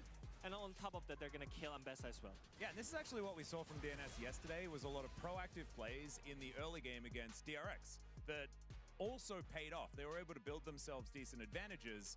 The problem was later for DNS. I feel like they ticked all the boxes in the early game. Things were actually going well. Yeah, and that's what DNS needs. They are the team that gets the lead early, and so far, through play-ins and playoffs, they've been able to transition to it. However, things change right here when Smash is like, give me the right setup and I can carry. But yeah, I want to talk about the difference between DRX and DK. So when DNS makes some good plays in the early game, like DRX was kind of panicking around. But DK, they didn't panic, takes the plate, get the item, and I think in this kind of moment, they can still fight back because they were not panicking in the map, going on the map. They're just farming up, waiting for right moment. And here, look at Showmaker and Smash. They're just like hitting the targets, and this Azriel cannot miss the skill shots. Yeah, no, Smash actually, like, towards, I think, the last 3/4 of the fight, literally missed nothing. No. And so this, like, that's the type of Ezreal that does way more damage than you're ever supposed to. It was not the, like, he wasn't on an item spike necessarily, and just did so much, got so much value, and at that point, the game really took a turn for the worse for DNS. Yeah, Max and I were talking about, I mean, we know this matchup, like Azure wins Corki, but in theory, right? But normally, Corki wins because it's a lot easier to play. But if you hit all the abilities on the enemy team, then it's also, completely different. if it's a mess, Ezreal does so incredibly well. True. Right? You get to like single out targets and things like this, take them down, and it was not clean from DNS from that point on, and Smash looked unbelievable. Yeah, and we get one more look at that at the Drake fight. Again, DK stacking the Drakes, forcing DNS into a fight here on the 4th Drake, and this is just great stuff here by Showmaker and the gang after a little bit of an oopsie. by Still, their you career. know, like Career is not doing his job correctly, but again, like Showmaker and Xiu is here to do his job, and they tried to land the engage on Xiu, but what happens next? Showmaker and Smash is free, so it was really easy coordination fight for the 2 damage dealers here. Yeah, and Pyosik decides that he wants to go in on those that are on the other side and then let Shu kind of 1v2 for the rest of that, and survives here with Showmaker's help. I mean, I said this at the moment, I was like, oh, wallet difference. They were only 1,000 gold ahead at that point in time. Yes, they had the Drake advantage, but they didn't have Soul at that point, and DK just outplayed them, even a player down. Yeah. I mean, again, even though their jungle support was kind of struggling in the early game, still, Showmaker and Smash, they were consistent and calm and collected. So that's why the game felt kind of easier for DK. Well, after the slow start, D plus Kia able to bounce back and take a 1-0 victory. Will it be the 3-0 clean sweep for D plus, or will Chaos reign supreme? Let's find out in game number 2. So far, so good. Chaos always rules. Digon, as we're getting ready for game number 2. And D plus Kia, they did look very solid, you know, as a team, as a roster. They kept cool, calm, and collected. I like what our spacers were talking about. The So far, so good. analysts and Everything is on Wabid, point. The breaking that motorways one is down. And essentially motorway. just let DNS overplay their hand into them and just wait and play a stronger game overall. Yeah, I don't know what we learned from that first game, necessarily, about what the rest of the series is going to look like. Momentum, though, remains in D+'s favor, which has always been a concern. Very cool setup here with, you know, the Hong Kong plane, plane to Hong Kong, the Korean passport, and an image of Hong Kong, and then the animated plane traveling to Hong Kong. Yes. I think you get the picture. All right, so Pyosik, great early game. Rodin's laughing about what happened after that. I think if you can keep your mental straight, if you don't go boom here, which has been a bigger issue for D+, unlike DNS, who are extremely used to losing if you're on Pyosik's side, like winning Worlds was starting at the bottom and working your way up the ladder. I do think that they can bounce back, and I think they had a great start to the game, so Okay. see what they can offer here in draft. This Is is like where you it's gonna mentioned, get first pick will messy. be theirs, and maybe that Yunara stock is going to go Let's go up. to the draft. Or Rise stock is what Yeah. it's looking like first. Or both, you know, maybe force both of them to get banned out. But the issue is nowadays there's so many OP champions like Pantheon, like Rumble that are great first picks. Oriana Cassiopeia and ban. even Oriana Cassiopeia as well. for So there's just too much Cassiopeia to ban ban for Showmaker as the because second picking he's team. moving with that And champ. eventually the DN Supers will get something good. The question is which one do Nar they ban want? for I actually Siu. think if now DNS go Are they gonna go for Cassandra? Cassiopeia, Gnar, and then Rumble, they kind of have a ton of Pantheon? control, especially with the Pantheon Doctor ban coming ban, here first for D+. Rise They ban. can pick the Pantheon first if they want Need to to, ban Rise. and then they can get the Rise first pick here and feel pretty good about it. Yunara. They actually ban Yunara themselves. Yeah. So maybe the Rise ban will follow here, but that means they get Threatening Rumble. to rise. Yeah. If they don't ban Rise, I And think it's D+K, Showmaker or you kinda Close are have to gonna leave they're gonna both pick it up, first. But if you're getting the Rumble, you don't have a Vi to pair with it. And now you don't have a Yunara to go with it either. You can't like Rumble Yunara in response to Rise. I'd rather see the Rise ban, to be honest, for those reasons. Let's see what they decide. I mean, Showmaker has a lot of answers Rise ban. to who are we Rise. banning? And Varus, which was one we kind of forgot about, because we're so focused on the microcosm of that Rise Are pick. they gonna first pick Rise? So Rise versus Rumble, which one do you want? I think closer on Rise feels very good, Take Rumble. but they disagree. Mostly because I think Showmaker having Rise is scary, but now that you've removed the Cassiopeia, and so they end up taking the Rumble anyways. See what the setup is going to be for this one, because now you're also conceding a lot of side lane pressure. Yeah. And Rumble just doesn't win lane like he used to if you don't take Ignite. And we've seen people moving away from Ignite recently, opting for the better teleport. Oh, Rise. Yeah.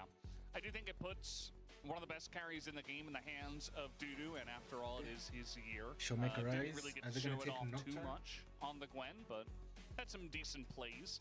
as it's just Jarvan. going to be Rise Jarvan. Oh, there's no Oh my Jhin. god, I Oh, like okay. that. Jarvan. And now you can't play Sivir, but they can. And Rise plus Sivir means wave clear forever. And also pretty good into Rumble since he is immobile. Some consideration to other picks. I think even the Lee Sin would feel pretty interesting here as a pick away from Pioshik. All right, are we going Yone? Okay.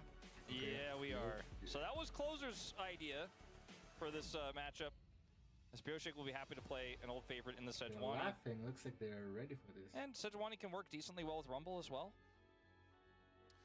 Yeah, I mean, they're both melee, right? It is an AP top as well, so you have your AP covered. It's not solo Cassante AP top. Sejuani, which we Yeah. used to see in the past. And even beyond that, if you hit a Glacial Prison on somebody and Equalizer is on top of them, even when the ice melts, it is a lot of value. More difficult than the Vi, though. I agree. You actually have to aim it. And Asking a lot of our players Look. actually have to hit their skill people shots. dodge stuff. People got flash. People got dashes. People got phase rush. Yep. They have mind control as well. The Cassante pick here feels like an overarching pick away in some ways. Would have rather seen the Sivir, because I think that's now 100% going to be banned. And they could have gotten the Sivir and then played another top line into the top lane into this Rumble. Like, they could have even played Ornn and felt pretty okay about it. Jhin will be banned away. Let's see if they do ban that Sivir. It feels pretty obvious with a Jarvan pick. Lucian can work well here too. Jhin is an interesting ban. It makes me rethink the Sivir. Perhaps they were just expecting it to be banned. Yeah, I think Jhin can allow for a lot of setup and kind of be a secondary carry. You already have a lot of You have a ton of damage. in Yeah. your comp, so So it does make sense. In terms of the isolated lane, a little bit more surprising. Ashe, Ashe man. Sejuani is pretty crazy. And also Ashe Seraphine can ruin whatever you're trying to do. Which is probably Sivir. If it's not banned here. I don't really know what Duck Dom is going Kalista? to play. For Smash, Kalista Renata also feels pretty good here. So maybe that is what they're also considering. Since it's pretty good into the Yone, the Sejuani, Poppy. Very good into Yone and Kalista. I just Sivir and kind of look at Kalista, this which one draft would for you choose? D+. I'm like, yeah, the Jarvan isn't gonna, necessarily play as well without the follow-up of it. Like when you have Ryzen Sivir, you don't have like a big bursty, quick damage follow-up, but just be another frontline with the Cassante and just do boom damage. And their big threat here is melee that you can see in their draft. Aphelios is very risky on the other side. The damage output is incredibly high, and they will have counter pick for support to see what does eventuate for the side of the supers here. I think we want to play Lulu as DN supers. Maybe like Lulu Jinx. Jinx The Lulu. counter. The only issue is that the Jinx and the Jarvan can be a little bit rough, but If you space not well, a great front line. and you have the front line, does work. Kalista Oh, I was Renata. worried about this. They're going to go for the Kalista and Renata Yeah. themselves, which makes them extremely all in and Lulu was Yes, available. Lulu. and short ranged into Aphelios So with this Lulu, and Lulu. your Jarvan is an extra engage. Both of your carries, which have insane damage output, are Cassante and very Jarvan. safe. Amelia? Yeah, Oh, never Lulu is mind. what he means to pick, surely. Bro. Now, we did talk about Career it not trolling? necessarily enjoying the Enchanter supports as much. Just Okay. go for the correct one. Lulu also can polymorph a Yone or a Kalista in a team fight and render them Yeah. relatively useless. Or even a Sejuani that overextends, you know? Pioshik sometimes has a propensity to do that, and even the tanky Sejuani can get out of position and die very quickly. I look at this setup. The initial part of this draft was very cool from the supers. I was like, wow, they got the Yone Sejuani. They kind of saved this Rumble pick. I wasn't super sold on it versus the Rise. But the Is he Kalista crying? Renata, not it for me. I would have much preferred the Jinx, because that way you deny the Lulu. You have that range advantage in the bottom lane. You space well. You've got the front line to back it up. Also, you have pick. Yeah. So you get that pick. You get excited.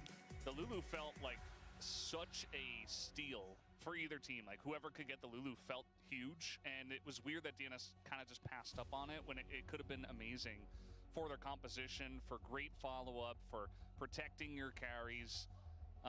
Instead, they kind of just, you know, go all in. It's a very... it has an identity, this composition. It's just all going forward, and my read Renata, you know, is either this game goes long Professor and it's Rise. one-sided and it's the D+ Fnatic Jarvan. or it is a little bit quicker. You're winning the whole time as DNS. You Ooh, never let that's a go Johnny of control, and you smash it. It's a one-sided game. We go 1-1. and you don't overplay your hand. We'll see if they can manage that here in game number 2.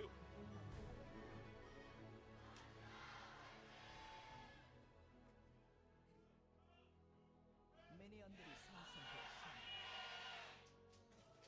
The other part of the draft I thought was interesting, we also touched on, was just giving Showmaker Rise. You know, like, it was obvious they had an answer, in quotations, but Rise is like, he's S tier on this patch, especially in the LCK. All of our mid laners love him, and Showmaker loves him as well, even more so. It just feels weird to, you know, he played Azir, he was able to get through that game, and now you give him Rise. Feels like Showmaker's just kind of ramping up perfectly in the picks that he's getting. Where is the value for the hostile takeover here? You know what I mean? Like, who are you really going to be saying, aha, kept you at bay there? It doesn't feel very strong. It can help set up Rumble equalizers. Yeah. Can be decent to disrupt people who are trying to retreat while Yone's looking for an angle. Bailout bot. You know, it's not hostile takeover, but... And it's just, bailout also requires you to be at a game state where your carries secure those kills, be it the Yone or the Kalista, and in some niche cases, maybe the Rumble doing battle with his big shield later on. But I kind of feel like when I look at the Renata, it was picked just for lane in a lot of cases, and the bailout power there. But you're playing the Lulu anyways. And whoever gets the bailout on them, if that polymorph is available, turn into a little Thick critter. foot for Kion. And kind of hard to make the bailout work. So I think if they get ahead, it can absolutely work. Yeah, but they have to get ahead. I think, you know, that's what happens when you draft comps like this that are very all-in.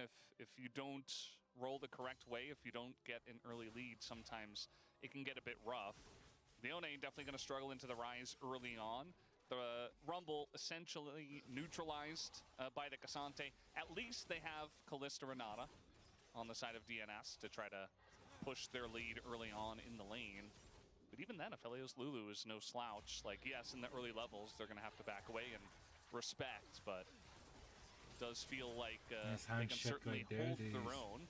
I think Peter is also a very good Renata player. I think he's earned his stripes on this champion, and his handshakes have been good. His timings of his ultimates have been good. His bailouts have been very good. Peter kind of was always the enchanter guy initially. I think he's really revved up his engage pool quite a bit, but originally we were like, this is the Yuumi guy. And now, you know, he's kind of playing the hybrid version here where you have the handshake, but you also have all that enchanter's decision-making and timing-based play here. See how he Rumble performs wins as early we do have against an early Cassante, game from I believe, Pyosik potentially. until Cassante gets, I mean, they saw that. They saw this. Oh. Like, they saw him there. They saw him with the thing, and they're trying to turn around the play instead. They're going to have to use their 80 carry flash for it, but now Lucid flag and drags into danger. And just to take a bit of damage here. Also gets flailed on his way out for good measure. Career low on mana, so they really need to make this work early if they want it to work. Yeah, Career, okay, is going to, let's call it a tempo heal. Yes. And it's actually getting them a good amount of presence in the lane, at least, as it feels like our junglers are just kind of babysitting bottom lane. Dudu gonna avoid one of the weapon drops there. That ends up being a really positive result for D+, even though Smash had to flash. Shu, okay, the Harpoon's gonna miss. The flash on in is not going to be enough, so Shu just kind of laughs at him and runs away. Career is gonna get hands shook, and a 3-man root comes in from Smash now as Pyosik. Yeah, the flash after the fact always feels bad. That's first blood given over to Smash already.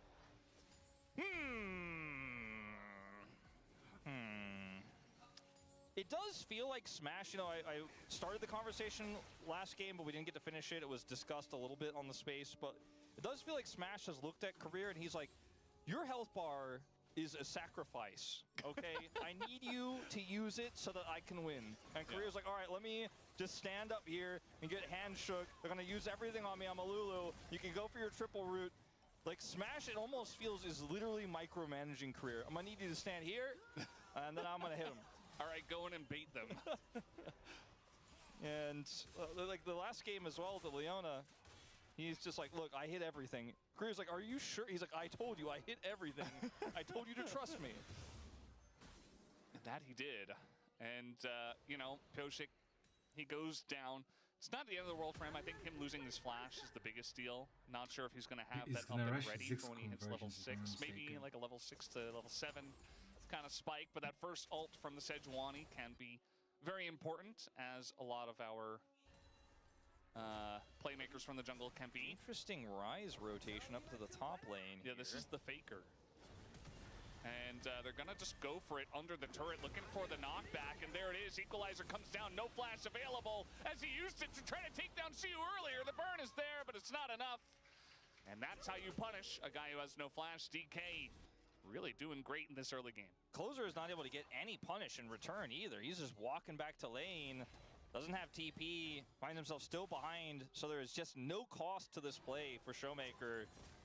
Outside of his Realm Warp, which I don't think he cares. He got value out of it. Oh, Career definitely going down here. No flash on him. And even though Pioshik is not level 6, it's still a very nice gank because they're looking for more. We got a Jarvan coming on up. The bailout is there, and Duckdom has nowhere to go. He just, or rather, Smash has nowhere to go. Duckdom picks up the double kill. And all of a sudden, DNS turning it around in the bottom lane. Smash may have mind-controlled and or told Career, micromanaged him to be his health bar a sacrifice again, but this time it did not work out the way that he intended. As I go back to this play here, look at this, pushing him in and then getting the knockback there as Showmaker shows up. Dudu goes left because he knows there is no way out to the right, just trying to maximize damage on Xiu. And here Career is like, all right, just gonna walk forward and gets hit by the handshake. Kyoshi gets on top of him, he's burst down, does not have level 6. Smash has a white gun here, so he can do a lot of damage. Especially if he was able to link with Infernum, but fortunately loses this too late. Duckdom is Kalista, and they give the Kalista free bailout angle with the Rend at play. And now, quantifying this game a little bit more challenging. I still think D+, they have a gold lead, right? They got the Rise accelerated, and the Aphelios will cash in this call in a few minutes, and still going to be very strong. But now Duckdom is a big problem for these upcoming early game objective fights. So I think D+ is not in the lead now, but they have an angle to get back in. DNS. Sorry, DNS. Yeah. And they absolutely do. What's up with all our D tri-code teams in this lower bracket? And there's even Nongshim as well, which is just NS, and now we have DNS, and it's like, what do all the names mean? I don't know. B&K's BFX also, just to trip you up. Yeah, hard to follow sometimes. Chat's always asking about that one. Like Gen for Genji? That makes sense, yeah. Makes sense, yeah. T1 for T1? T1? Believe it or not, I'm kind of about that one. That's a good bro for bro? Yes! Yeah. Straightforward enough. Imagine if then they change it to like HBR when the LCK starts and they get their Hanjin sponsorship. Yeah. I really hope not. They won't. That would be... Bro is the brand, it's the culture. Yeah. It's all about the culture as well. As, you know, Rise Group, Fries Group, it does feel like we're kind of dipping in our toes in a little bit here anyway. The Rise Group culture is all about the common man. Like early until level 5, like we showed Megatron Clock, Cassandra will die to Rumble, but after he gets the Megatron Clock, like yes, how many, like he has like right now he has like has been occasionally named 60 magic resist. I mean, to be fair for DRX, they're just in the mix of the messy, you know, Rumble is gonna they are just him, DRX. Yeah. Rumble will do also no not really damage. their fault, but yeah, they still one of the D teams. Yeah, top lane is over, bro. Like Noxious Cassandra probably, builds look, you guys MR just items stole. and then our tri-code put a D over there. Did you Rumble have just to be the loses, bro. supers? I don't know. Well, they got the first dragon DNS did, which is what this comp needs to do. So that's helping their angle I talked about. Again, I don't think they have a winning position in this game just yet, but they have the opportunities to stack these dragons up. Not going to be a Hextech Soul if they do double dragon here. He's just tickling him like Nor this a one, Cloud, bro, which like, would be really strong for their composition, but Yeah. Infernal would be huge. I think Infernal definitely feels the best right now. I think also Mountain, not bad. Yeah. For either team, right? Like imagine a Rise with Mountain Soul, that's pretty huge. Imagine Jaxo's Callista. Yeah, Jaxo's Callista, a very all-in comp that has shields and has a little bit more ability to overplay their hands in a good way. It does feel very good. I feel like Mountain definitely very strong. Infernal kind of just allows you to do what you're already doing better. Chemtech, there's actually some real argument there as well. You know, Callista running around in a team fight with Chemtech Soul. Feels pretty good. Aphelios. Yeah, with Bailout. Rise, yeah, Bailout also. You got the Lulu and you got the Renata. You know, some extra shields coming through. I feel like that's pretty decent. And then there's Oceans. Now we don't talk. No, that one's not. That's not good for anybody. I just thought maybe I'd bring it up. You know, I know we don't like to talk about it, but Ocean Soul does exist. Lucid going in. He's up a level. Yoshik kind of half health, and now Duck Dom. They're just going to go all in onto Lucid, it looks like, and try to play around that. Massive value on the Wild Growth, but again, Lucid no real follow-up. Duck Dom, very awkward spot for him. No ults. They're just going to have to go forward. That's what this comp does, and now Showmaker has to flash the wall as the pressure is there. Nice. And DNS actually make a good play down on the bottom side. Yeah, ends up being a pretty solid W there onto Lucid. The polymorph value, not that strong. With the timing it was used, the Wild Growth looked like it might have been insane. I'm not going to talk about careers other Wild Growth you had here in the playoffs, but I've talked about it enough. Yeah, but this one was, again, a huge multi-man that did not eventuate in the value because of the timing of it. The Fate's Call also just absorbed the Aphelios ult for the most part. His closer's in trouble. Ooh! He's one auto off. Instead, he's just going to live. Still an immense amount of pressure that Showmaker's putting on. Showmaker's like not done. He's like, you better back. They don't have Kalista, Flash, and Barry. That's how they disengage. From the beginning of this game. And they're kind of hanging around the bottom side, trying to stop some backs. Definitely easier on Lulu Lucid yoink than a Rel. But, yeah, not able to do that. This so Rumble okay. matchup isn't really getting a whole lot done either. We haven't played through that at all. This ultimate is just absorbed by, for the most part, the ultimate here is Ducktom gets polymorphed early, but then just goes deep into the fight. And even though there's a multi-man knockup with the Wild Growth, it doesn't matter because there isn't any follow-up. And then Smash runs out of red-white. Showmaker has to flash away. He ran into the pit, like he got healed and he ran straight at the Callista, and then he was like, oh wait, I don't do damage yet, and I'm alone. I guess I'm just flashing away. Meanwhile, doing zero damage. Yeah, this Cassante is doing a number up here. Again, just neutralizing the Rumble. It's not like the Cassante is gonna go insane mode. I mean, he is gonna go all out, but not insane mode. Doesn't. Yeah, just all out. Not on this patch. Going all out means different things, you know, for different people. Yeah. Like, you know, Chronicler, for example, like, his going all out was often to just have a polite conversation. Or to, like, cook more than one meal during the day. Yeah. Like, I'm going all out today. I cooked quite a lot, you know. I'm going all out to the corner store to get some tea. We're all going out and having a great meetup as friends. Chronicler is cooking very good, actually. Yeah. For those enjoyed it who are on curious. We love to poke fun at his garlic comments and all that. You know, this is a pretty awkward spot for D+, so they're a little bit out of time, and I think this might just be the double. However, just walk forward and press D. Outplayed DNS. So we do have the Moonlight Vigil coming through. Hello? Just hits the Sejuani. Jarvan, it's Ocean Soul. Yeah, well, so at least they feel better about it now. The fact that they didn't get it. And D+ feel less good about the fact that they stole it. But they got a Hextech Dragon, which yeah, the best they could have gotten for the rest of the dragons here. Ocean Soul isn't bad, you know, you don't want to give everything to DNS. It's comparatively not great, but it does have an effect that will help you out in terms of healing.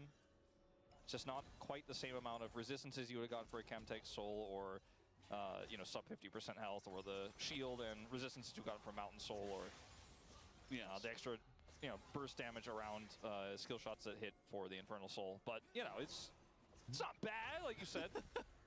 Look at the play. Okay. So Jarvan, I was gonna say, look at all, you know, playing towards the bottom side. That's good stuff from DNS and Pyoshik, but I think DNS are already feeling the pressure of Jarvan just coming and walking and stealing that. Like, well, that was our whole thing with this comp, was we stacked dragons, and we didn't get that one. So we got to try to make something aggressive happen, and they're making desperate moves like that fortunately just looked a little bit silly. Jarvan, not only did he steal it, but he kind of just used his feet and not his flagging or his dragging or his cataclysm mobility options, nor his flash to do so. That isn't ideal. At least it wasn't a flag steal. That has happened. And not two in the same game. That has also happened. But not this time. Still ridiculous. That feels like a once in a million game. Remember the reverse Gnar boomerang steal from like 2022? Wasn't that Dudu, I feel like? I think it was. I think you're right. I feel like it was like maybe Dudu's first year. It might have been Dudu. I also feel like there was a weird chance it could be Hoya. Or something like that. Or Zeus. He played a lot of Gnar. But it doesn't feel like it was him. I feel like it was like a random day and we were like... Oh, Doran also has one. That's true. That's right. I do kind of remember that. I'm curious about that first one. I know which one you're talking about. Well, this is a position that DNS have to walk, like this tightrope without Fate's Call, where they want to be hyper-aggressive. They don't have that extra safety tool here for Peter to look for handshakes, so it is very awkward. Smash is just sitting on Storm Razor and kind of chilling here with some resources committed.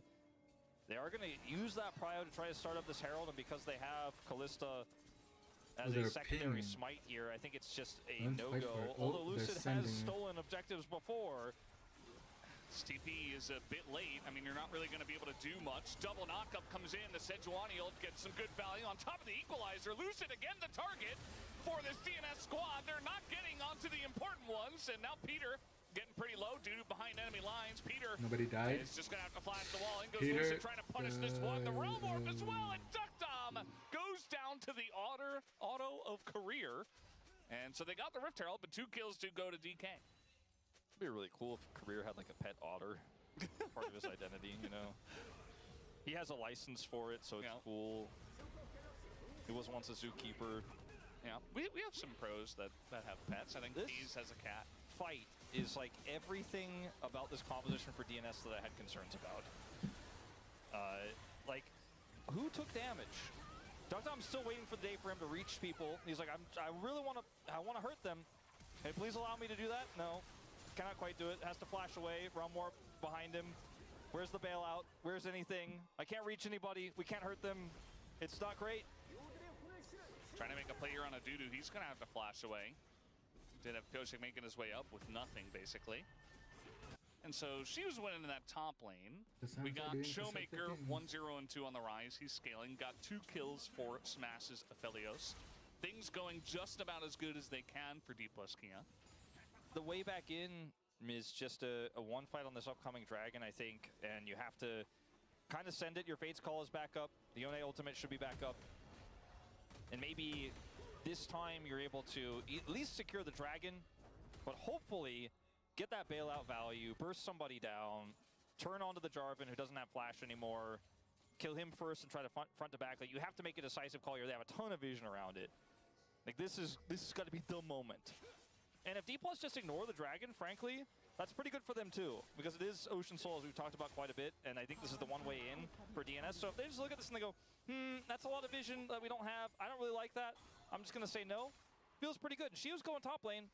He doesn't have teleport, so it was like D+ are pretending like they're going to contest, but are actually just going to chill, which might be correct. They're going to wait for an opportunity because Lucid is still Jarvan. I don't trust the majority of our teams to make complicated macro calls, to be completely frank. Because sometimes they will just fight for no reason. It feels like the LCK has learned to do that over time. But this is definitely the right call. As you mentioned, give up the Drake, take the turret plates in the top lane, maybe even take the whole turret. It's funny to think about it this way, but it almost feels like this decision by D+ to go, nah, I'm just not going to fight without vision, might have been like the game-winning move. Just to not int and get money elsewhere, as Pyosik is going to get a charge here into the turret, but won't get the turret itself, as they are so desperate. They're like, no, I needed you to fight me here. Like, this is where we're at our best. This is our last chance for a team fight. D+ like, nah, I don't really want to lose, so... Trying to go all out on a Dudu under the turret, but now we have a Rise on the way, and that turret is not very long for this world. Dudu trying to hold on to his turret. As you see that DNS are trying to get something in mid lane for this. Dudu is buying quite a lot of time, but he will not live. Doesn't look like he'll be taking out Xiu either, so down he goes to Showmaker, but DNS did get the mid-tier 1. It was a good decisive call to push for the turret there, and Dudu does have teleport, so he'll be back on the map right away. Had D+ maybe hoped they were going to try to turn that into a Baron play or something like that, which they couldn't do because the mid was pushed in. They lost their turret there. So the sacrifice feels okay.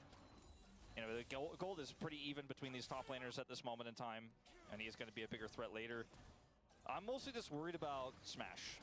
And I think everybody who is hoping DNS is going to win this should be worried about Smash. As a 3-1 predictor, you know, who expects to be exactly correct that DNS is to win at least one game, I'm a little bit worried about Smash. Yeah. Who does actually now have his second item completed with a pickaxe on top of it. He is going to be a problem. The heal, you know, deny feels pretty strong. Showmaker's going to have his rod complete relatively soon. And that is going to be him halfway to level 16. And I don't know, we kind of used almost all of the words to describe Expired last game about this composition that was being played by DNS there. And I don't know how many more we can. So. Yeah, I don't know how many more we can like really pull out of the synonyms here. The thesaurus is like run dry on this one. Yeah, we're out of material. We're gonna have to hire some Ghost Riders to help us out. No longer favorable. That's one we use pretty often. Out of tempo, out of gas, Out of stock. out of stock, sold out. Yeah, this comp is actually literally out of stock after this game. Yeah, Because it's fearless. true. So, yeah, just once per best of 5. Out of season. Yeah. Okay, Ducktom, hold on. He says actually they could be played through the early spring. Eventually. Eventually. As Engage Renata strikes again. And now Pyosik is coming on up here. And she will go down. And that is a shutdown for Ducktom. Actually a nice, healthy amount of gold. And Dudu can come in here and clear this wave. Doesn't this feel kind of familiar, though, to last game where we spend everyone to kill someone who takes forever to die and then D+ get all the turrets on the other side of the map? Yeah, I do remember that happening. Just going to ult in as Closer doing an insane amount of damage. Takes out Smash, who just neglects the ability for Closer to do that. Wow, Maybe a Baron? that was a good I can tell you run what. engage. What the I think Closer was not afraid of Smash, you know? I was a little afraid of Smash. I thought DNS fans need to be afraid. Closer said, no, that's no problem. I killed that guy. Q3, ult him, he's dead. Baron's dead.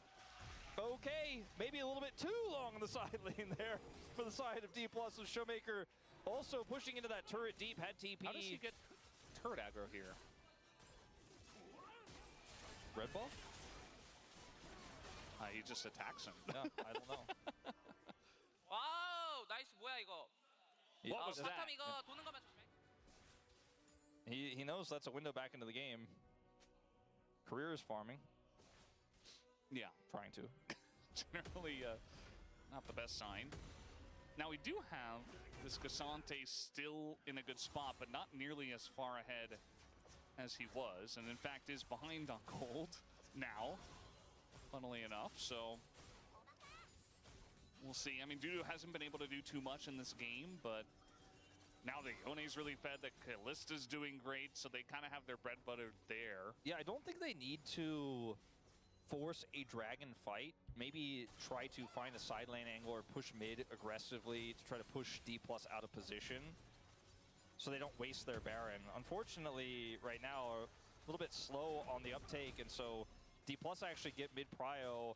Dudu does have level 16 and teleport at the ready here on 2 items. Could join. He needs to come fast, though, if they're going to make this call. Teleport into the bottom lane. Yeah, it's gonna try to go for a singular Ocean Drake. Sometimes can be the bane of many a team here in the LCK. Dudu's angle. Dudu's got a fantastic equalizer, and the catch once again. He gets smashed, but this time Smash lives for a very long period of time. He's extremely low. Duckdom wants to take him out, and the bailout does not get the value, but Smash is out of the fight. This Casante doing quite a lot of work, though, on the right side. Dudu, full health, though, and it looks like DPlus will have to back away from this one. As maybe DNS just get the dragon after all of that crazy chaos. Chaos, a near dominant fight for the side of DNS. It's a trade down in kills, but a trade up in health bars, and they are going to grab this dragon. Lucid not willing to go for a, flag and drag, steal the flash out. Not worth it for the Ocean Soul, and so he just decides to back out. As initially here, this equalizer placement plus closer is amazing, but the wild growth gives just enough health here for Smash, who kites it back brilliantly, has cleanse and flash, and they just cannot close the gap. Like, Duckdom is actually just like, I can't reach him. 33 HP. 33 HP lives. Watch it again. Son.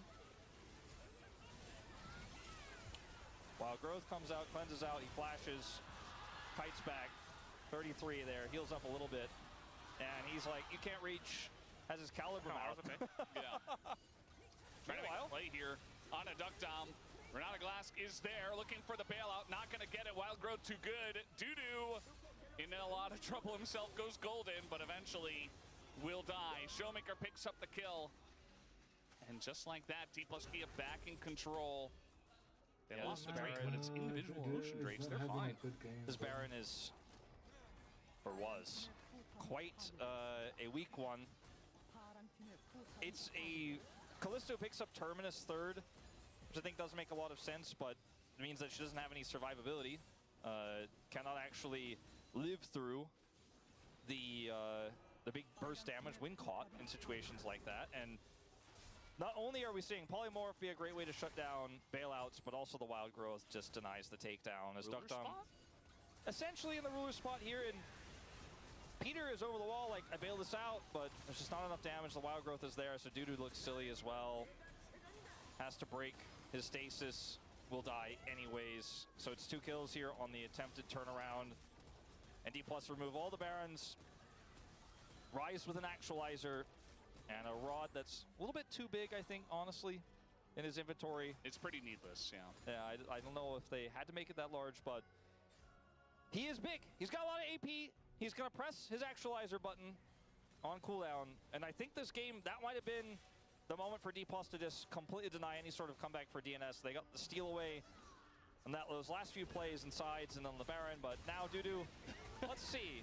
When have we seen this before? They have been punishing this Rumble so much. First pick Rumble, not getting much value in this game. Just kind of gets neutralized, and even more than that, especially when the Rise keeps showing up in that top lane. And so your Rise is feeling very good, your Aphelios is really popping off. And DNS, they're losing, as more levels come in, as more items come in for DPlus Kia, they're gonna have these bigger health bars, they're going to live for much longer, and DNS thrives off of getting that first kill, snowballing team fights. And that's kind of why we were saying this will expire eventually, especially if you fall behind. If they were able to snowball from the beginning and get a decent lead by this point, we'd definitely be singing a different tune. I liked their draft in game 1. I liked how they put it together. It was really smart, but the execution was a little off. A little bit of overextending by Pioshik, right? The early game was great. This second draft felt even more all in. And in some ways, it seems like DNS, it was a BNK idea. We talked about it in game 1. Very creative, very much to their play style, came prepared, but the second game didn't really leave me floored with their draft. Instead, it makes me feel like DNS came to cheese DPlus today instead of trying to beat them straight up with the World Championship or near World Championship bottom duo, World Finalist bottom duo. And I'm just kind of looking at this series so far going, well, I guess what the 3-0 Predators said was true. They're the better team. And if they don't lose momentum, maybe DPlus do just close this out easily, as Lucid may be caught, but there's no follow-up. And this is what's happening so far, Wolf. Pioshik has to be careful about getting chunked out this much with the Baron available, I think they can just start it. And we are going to have the Trinket spot this. And Smash is going to be able to use this to hold up. All right, Peter kind of frontlining, and Dudu might just be the guy who gets punished for it as the Realm Warp gets everybody on top of this. Even the knock-up into the Wild Growth, and the front line of DNS is just getting shredded already. And then Kalista needs to have control over objectives, needs to have a massive lead to do anything here. Like, it's like, okay, we lost our Rumble, he did a little bit of damage. What can we do to stop Baron? In truth, the best way, the best damage you can get is that Renata ultimate, having them hit each other for a second. And you don't want to waste that, by the way, that was a joke. So they just have to give it up. They have to say no. Dudu going for the aggressive play and just gets completely torn to pieces. Career hits his third item. And going for the Hail Mary Ocean Soul play as a response is what they're looking for. Oh, okay, gonna catch Lucid here. He doesn't really have a health bar. I'm surprised the closer didn't try to ult that, but maybe he would just waste it and then get flashed away from. Kalista on the objective, and Lucid can't really get in. It's going to go down to the side of Pyosik. We got TP coming in here as well. Pyosik in the front line. Cleanse out from Smash. He did absorb that ultimate from Pyosik. Yeah, health and mana regen upon and man, D+, that was pretty risky. I'm gonna try to go for the fight there as Lucid survives and actually steals the Wolf Camp away. But when they looked like they were maybe gonna full send it on that fight, I was like, well, DNS has been asking for that on Dragons the last 4 times. They were really hoping you guys were to send it. As Dudu shows up with TP and his equalizer ready, but they do back away, hold on to their Barons, and go back to holding on to a lead and map control. As the Ocean Soul, unfortunately, there's a lot of Souls we've seen in this playoffs and play-ins where we go, okay, it's 1 dragon to 4, often just 4 dragons to the team that's behind, where it's worth it. We're talking Hextech Soul, we're talking Infernal Soul, Pyosik yesterday, and we're like, wow, that extra damage really meant a lot. Yeah. I don't know if the Ocean Soul on the 0-5 in Rumble is going to be the same level of meaningfulness here in this 5,000 gold deficit, as D+ made the right call to walk away. Yeah, at least, you know, with the Ocean Soul, if the fight does get extended and your Kalista's getting value and the bailouts coming out and stuff like that, maybe you can get some decent value there. But we'll have to wait and see. Rival Baron power play does come in. Oh, he's going to catch him once again, but this time the Wild Growth comes in and he just dies. Meanwhile, Career also likes to just die. He has the hero play. Wild Growth, he'll sacrifice himself. Okay. Did his job, I suppose. He also used both of his summoners, which could be important later on. We'll have to keep an eye on that, as it doesn't look like D+ is going to walk away with a 2 inhibitor lead this time around after this Baron goes over to them. Yeah, now we have the flash down from Smash, and that might actually line up with Closer's spawn. Closer's doing a little gaming. You know, he's like, I like to play Yone, I like to play the melees. Wild Growth is pretty high value. But imagine, you know, a scenario where this doesn't go as well. They don't have the full set, they don't have Baron, and he gets access a little bit better, or now maybe they get access to Career, who has no sums. There's no sums for Smash either. Showmaker has 670 AP, just picked up his very fancy hat, and I just don't really feel like there's a good answer for the Rise. Like, they have a lot of damage still. It's really going to take Closer to do that again, like 3 more times. And if he finds those angles consistently, like, they have a lot of burst damage, they have ways to blow up a target, even a Rise. If, like, let's say Closer gets a kill onto Career before he has to ult and he snaps back, and then they have a bailout for him and he goes in the second time, or Duck Dom is able to get enough time to put a lot of sticks into shield in a slower fight, and then when the engage comes through from Lucid, they have the bailout, or not the bailout, the hostile takeover angle. There's some like dream scenarios that you could try to think of. Maybe Career's out of position warding. But ultimately, again, we're kind of looking at a DNS game state. We're like, well, maybe the Elder Flip could be the way in. And that's not really what you're hoping for when you're looking at the composition that you had. I mean, if they get position on the Elder, it's actually a pretty good spot for them. Yeah, because they've got Kalista down 5,000 gold. They have the Ocean Soul, right? So you can tank up quite a lot. They do have, you know, this time their inhibitors to play through, but they're going to have to eventually play aggressively to get control of the map to then have that position on the Dragon. As just sitting back and clearing these waves alone won't be enough. as for D+, that is the game plan. Just lock them out of the map and do it for the next 2 minutes, then you'll have access to the exodia of objectives. You have to make the right call on which one you start and when you start it and what kind of turn you look for. Well, the lead that they have should be simpler to do than it is to say, believe it or not. Easier done than said. Not every day you hear that. Yeah. Dudu just equalized a little bit forward, looked pretty silly. He's clearing waves, got level 19. I mean, he kind of missed the wave though, so it was like, He's playing it very safely. He could tell that he's under a lot of pressure and that he's kind of the free food in this game, so. He needs to buy time because on the other side of the map, we're seeing some leeway here for Closer, who has that Sejuani down with him. They're actually going to look for the big scuttle here, which is pretty significant. Can help them clear a little bit more vision out, and then they can rush over to the Elder. Now, because there's no inhibitors up, or down rather, all their inhibitors are up, all their inhibitor turrets are up, they could just play this long con, grab onto the Elder, and even if D+ get Baron, you defend with Elder kind of game plan. It's 30 seconds the difference between these two objectives, so there's a world where D+, if you tried to play it that way, could rush it down and then come over to contest. But D+ really have all the cards, all the options, and it's DNS who have to fight for prio anywhere. They got that scuttle in the bottom lane. They've got a sentinel down there, and they're actually going to now put their group around this Baron. It spawns first, but they cannot actually get control of the zone to set up for this Kalista, who doesn't have GA yet either. This red team from behind, it's pretty difficult to do that. Also, D+ Kia just pushed top and bot at the same time. They're on a clock here, DNS. Looking for Duckdom, it looks like, as you wants to get that started. Ocean Soul value? He's got a giant shield, and he's not afraid to use it. The handshake comes in. Shiyu is still damage on Kusanta, by the way. unbreakable at this point in time. And D+ have done it. They've removed DNS from the Baron and timed out Elder. They have prio here, and DNS, they needed to be on Elder to win the fight. They have no vision whatsoever. All right, Lucid gonna be spotted. Peter with the handshake, but might just die for it. And there is the Fate's Call. That's a big tool taken away from DNS. Peter, I don't think he can afford to back here. He's just gonna have to rely on that Ocean Soul healing to get himself back to relevance in this upcoming fight. Maybe he can get the Gromp? They're not going to give it to him.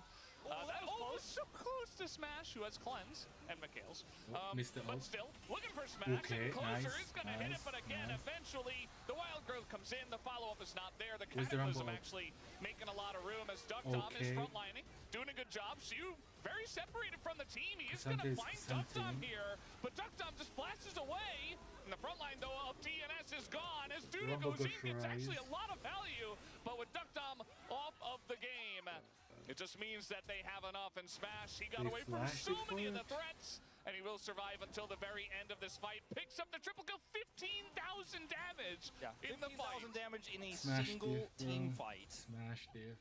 Level 18, 11, 2, and 3. It just makes it worse. Expiration date acquired. 11, 2, and 3. He knows how to read the back of that milk carton. Didn't panic cleanse Pyroshik's ultimate. Didn't mess up anything.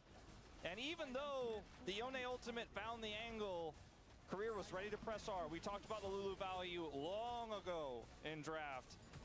And Career, he certainly made good use of it. He did not have the greatest wild growth on Jarvan in that earlier Dragon fight, but besides that, the quickest and also 3-0 maybe didn't need to die in the top lane, but besides that, he played Lulu the way it needed to be played to make sure that these carries could get online and would be safe enough in the late game that they kind of just coasted to. And I guess if DNS is going to play like this, D+ kind of can just play not to lose, as we briefly discussed after game 1, and that'll be enough. I want to see something else from DNS. No more of these all-ins, no more of these early game only. I think that this team has more in them than that, and it's disappointing that they may just die with a flop here. A Smash hits 42k damage in this game. They may just go out with a whimper if they try this a third time, because D+ are clearly just not gonna get caught by it. Yeah, D+ very solid today. It's not overwhelmingly flashy, but they're winning 2 games in a row like this. Just very solid play, not making that many mistakes. And just playing League of Legends better overall here tonight. DNS going to have to try to figure it out if they want to make the reverse sweep happen. Otherwise, D plus Kia, the expected winner, will just go on to do exactly that. Face T1 in a couple of days, but they do have to get one more win under their belts. 2-0, D plus Kia. We'll be right back.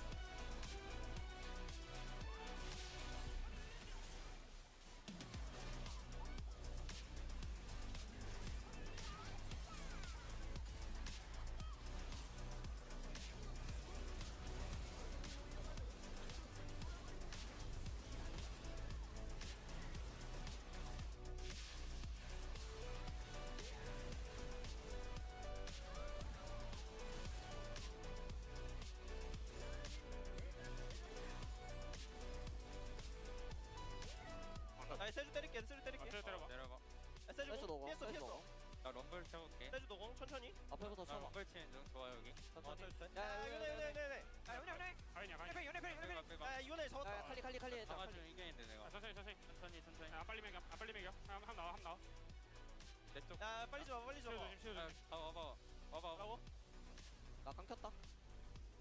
나 럼블. 칼리 노플이야. 칼리 노플. 럼블.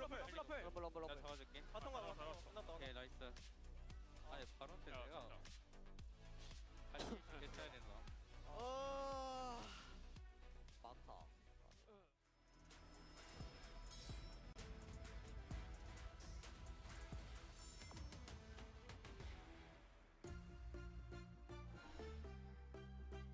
$18,000 lead. Not often you come back from this point. Happens, but not often. Well, they're just going to send it, and you see that, yeah, he's not getting out of this one. Diablo's going to go down, and so will Bigla. They're just trying their best, but they're too far behind. Clear is also going to get flashed on, as they'll give another kill. A Quadra, actually, over to them, as Kellen says, you know what? I'll give you the Penta. And now he's kind of running. I don't know.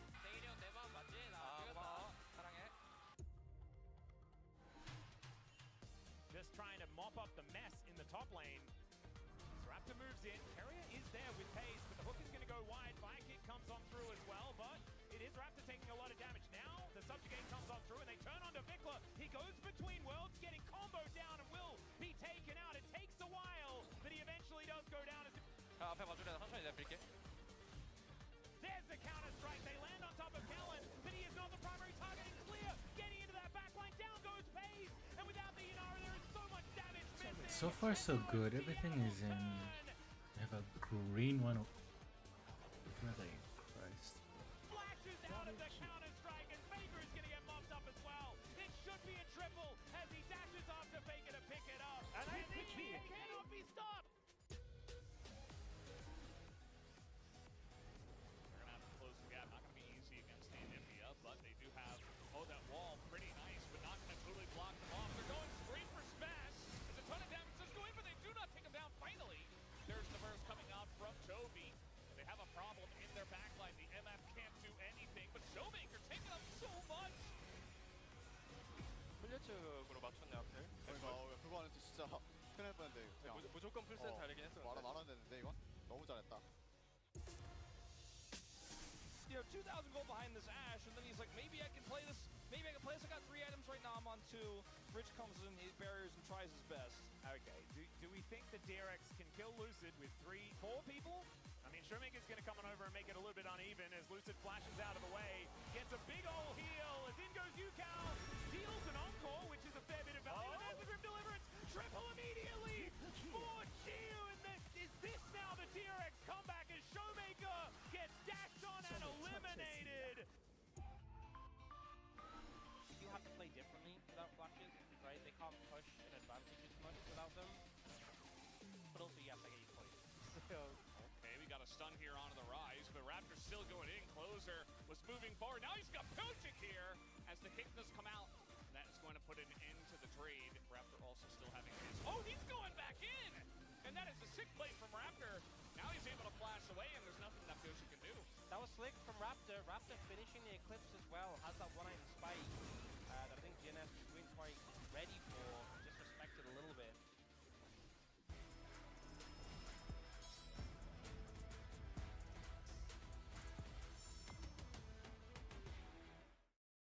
This has to mean the world to you. This has to be top priority. Legends never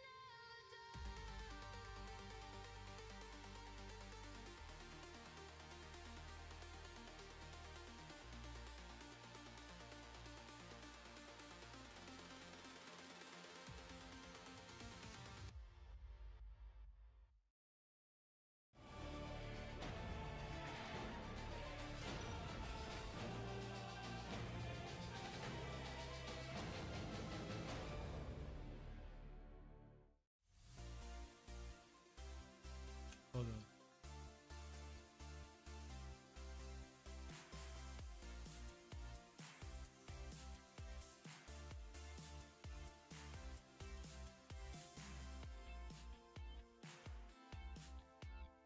If yesterday was the day that DNS flipped heads on a lot of the coin flips, today it's D+ flipping a lot of heads as they go up 2-0 on the back of several close plays that could have gone either way. It goes the way of D+ Kia, and now they're in control of this series, and things are going the way that the Atlantalist said it would. Either 3-0 or a catastrophe, and it looks really good right now. Yeah, this is sort of the way of the 50-50. You know, the smaller the sample size, the more likely it is to have a few go in the same way, but as you increase said sample size, it all tends to equalize. A little bit unfortunate, but I think that D+ are just playing way better than we were expecting, and honestly, Smash is so good at this video game, Wadid. Yeah, It's very good. I mean, let's talk about the draft because DNS, they had the clear plan that they really want to just end the game earlier because they have Rumble, they have Yone, Sejuani on the mid lane, they have Kalista Renata. Like, everyone could see that DNS really want to end the game early, but the issue begins with the second Drake because, like, just Lucid smites the Drake and stole the Drake. And that was the issue where, like, DNS had to kind of stumble around because they didn't manage to get the Drakes earlier. Yeah, and I do want to also kind of echo what the casters said during the draft as well. The Kalista Renata kind of made me sick because you are all-inning. You're all-inning on we have to win in the mid-game, and you don't necessarily have winning lanes. We've seen Kasante actually do decently well into the Rumble. Ryan's obviously just got pushing more lane range than the Yone, so that lane's not going to quite work out. And it's the Sejuani in the jungle. You're not exactly going to be able to augment that with a bunch of extra damage, even if you do have the permafrost value. They needed to find skirmishes early, and they just didn't. They could have played Jinx Lulu. It would have been fine. They could have had a little bit more scaling. Now, here at the LCK, we always give the shout out to production, and this time it's going to our main man, Yundo, or better known as Christopher Yundlin, because look at this one with our first highlight here at the Rift Herald. So, okay, after the Rift header, they could just fully commit for the fight. He had 2-man's Q3 with Yone, but he didn't ult here. But he didn't ult here. His top laner was TPing in the right moment as well, so the Sejuani ulti socked by Lucid perfectly, and then after that moment they were like, okay, we have to fight because it looked good, but in fact it was not. And they had the one last chance on Smash here, but look at Smash! Mid-ult, by the way. The reaction time! He pressed the ultimate, but he saw the Yone ulti, so he just flashed right away, and he survives, and the fight is over. God, I just want to say, Yundo is incredible at his job, but DK also just completely outplaying. Like you were saying, there were so many buttons that were mishandled, but also a lot that just got no value at all. The Glacial Prison being buffered by Lucid so beautifully, certainly that was an outplay, right? Lucid played that extraordinarily well, but if they had have caught Smash, it could have been a very different story. But just have one clear pre-plan. Like, if they knew that they're gonna take the fight, then I think Closer is gonna just trigger the ultimate, and then you can chain CC with the Sejuani ulti, and then you can equalizer over the top. But they're like, oh, we hit the skill, can we go? Maybe, I don't know. Like, there's no any coordinations between those players. So after this play, DNS were able to get a couple of picks and a Baron, but then yet another highlight play coming out of Smash. Look at everything that was thrown at him, by the way. Wild Growth, Cleanse, McHale's, absolutely everything goes down to 33 health. And because of that, gets to walk away. Yes, they managed to get the kill onto Showmaker, but it's just not enough. They've already overextended. Yeah, I think it was kind of last moment they could actually bounce back from this game, but this was just so huge from DK. Like, that 33 HP surviving was just so crucial. Yeah, and if you thought that, like what you said in the draft, where you just can't reach the back line with this short-range all-in composition, you get one more heaping of that at the final attempt here in the last fight at 36 minutes. This game getting dragged out. And it was, again, a close attempt, but there's so many ways to cleanse the CC, especially if that first one doesn't land here. Yeah, and it was so close to hitting Smash as well. I actually thought that it was kind of, it was almost a gimme for good old Pyoshik there, but then Smash misses his ulti, and that's the only thing that he misses in this fight. Yeah, I mean, he still has GA up, and he still got every summoner spell, but look at Chiu, how he plays the Kasante for the backline. So, right now, they're killing their front lines first, right? So, the point is you should never die after you engage. Like, Xiu perfectly managed to survive after he got the aggro from Foreman, and that was just clean team fight from DK overall. Yep, just immediately goes in, gets the CC down, buys as much space as he can, and then exits without falling. Beautifully done. Honestly, this felt a little bit like when they were circling the drain. At the start of this fight, I was like, oh wow, they almost got the Aphelios, but then you realize he's got a GA anyway. It was kind of just doomed. So many huge plays here by D plus Kia. I do want to shout out that DNS had the early game lead in game 1, found a great couple of picks in game 2 that led to the Baron, so they have been trying to make macro plays, but the micro right now has been on point for D plus Kia. They're on match point 2-0. Let's see if it's a sweep or if DNS can come back.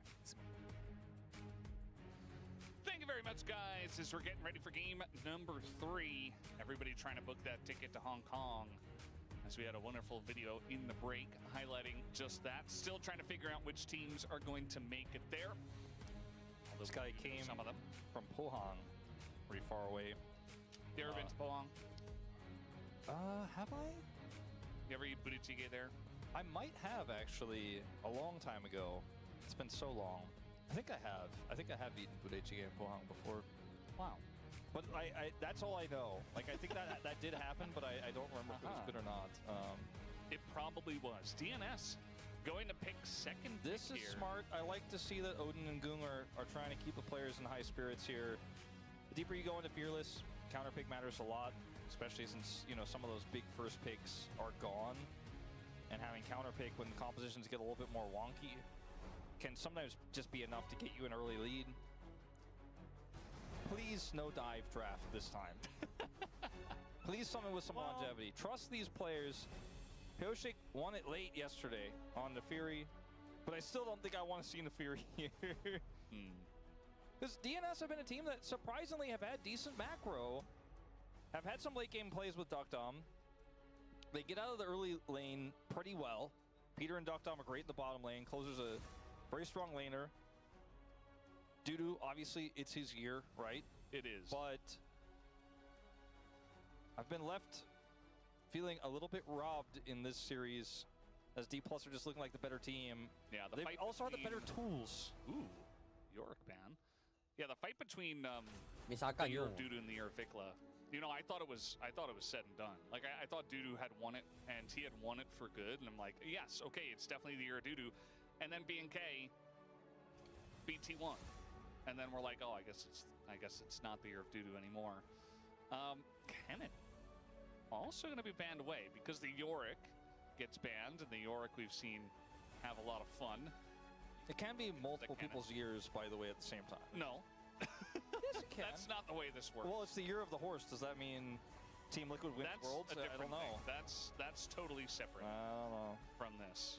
Ari ban, which I think is doing us a favor. No more dive comps. I mean, at There's least no Vi. At least Ari can do a little bit of both, and you know, Closer is very good at the champ. I think it's okay. Very importantly, though, a lot of OP stuff is being left up. Pantheon, Varus.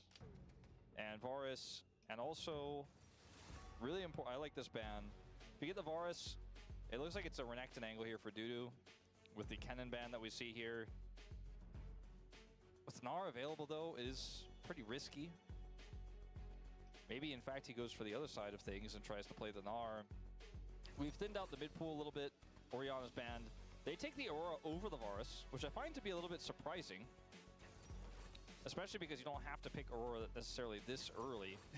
As we know what Peter wants to play when we see these lock-ins. Nico? Yeah. It's Rakan. Rakan. Talia banned sorry. because of Fearless. Good ban. Notably, This is a classic combo. Inara just nowhere to be seen. A little scary to play into Varus with a Wukong alongside. So I still think viable here. It also feels really good when you're up 2-0 in the series to fearlessly ban it here as well. And Smash playing the way he is, where they're protecting him really well. Lee Sin going to be the choice instead of Nocturne. Well, it definitely means that there's not an equal power level pre-6 between these two champions, like it was looking like it was going to be with a Nocturne lock-in. Where both these champions operate post-ultimate. Showmaker just looking for the blind LeBlanc, perhaps teasing all of us, but if there's one player who I trust to do it, it would be him. You should keep your Aurora flex for as long as possible, especially because the Aurora can do very well into a lot of blind picks in the top lane. Careers Bard was not one of our favorite picks for him thus far. You mentioned it in game 1. It is going to be a 80 carryless Bard lane. They're just saying we're going for range damage to deal with your Varus. Is it Lee Sin Bard in the bot lane? No 80 carry? I don't think so. 80 carryless? All right, what are we playing Closer? Or what are we playing Dudu?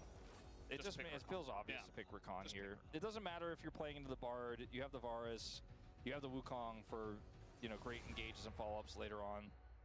Sivir feels so obvious here. Yeah, also, you know, they have the flex Aurora, and you have last pick because you picked second pick, so you might as well just try to save your solo lanes for later. I do think that Xayah would be a terrible choice. Super low range, and the Varus is going to outpoke you in team fights, and your ultimate, there's just already with these two champions alone too much to fly above. The Cyclone will persist. Bit of a interesting ban here on Closer's Akali, as Closer does feel like he's decided he's going to play what he wants to play in this series and not necessarily adhere to the tier list as much. Should play Lissandra.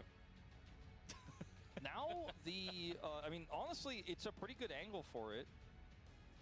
But with the Gnar banned and the Kennen banned, surely it's a Renekton ban here.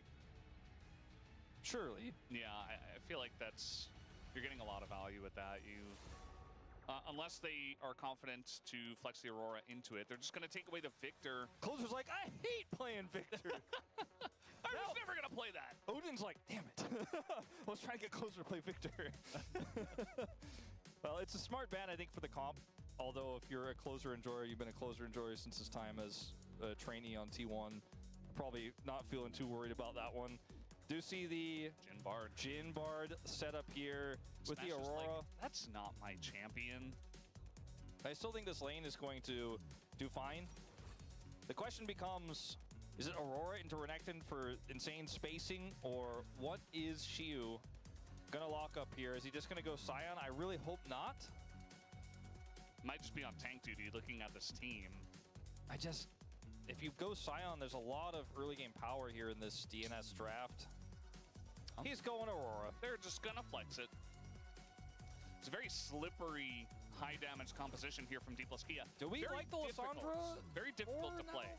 Or do we just go Galio, I suppose?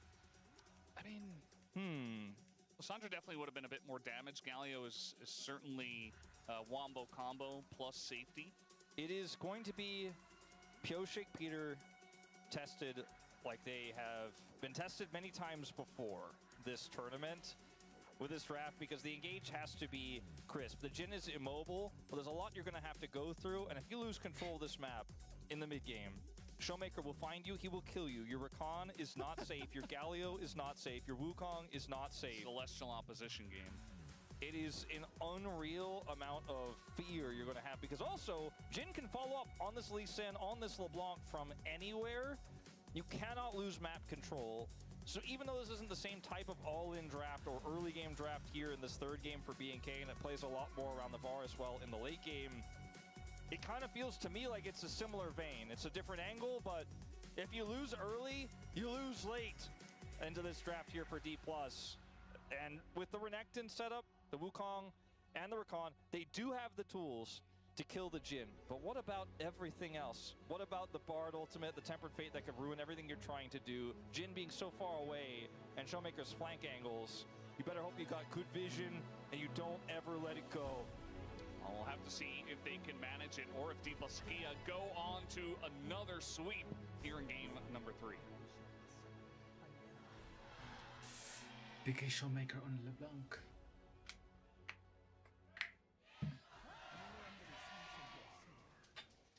Got him. GG. Game number 3 started, and Showmaker already makes his intentions very clear. He is going to attack the enemy champions, and probably also the enemy minions. Perhaps some objectives along Let's the make way. it a quick 3-0, I go to sleep, bro. But yeah, I hit a ward or two. yeah, true.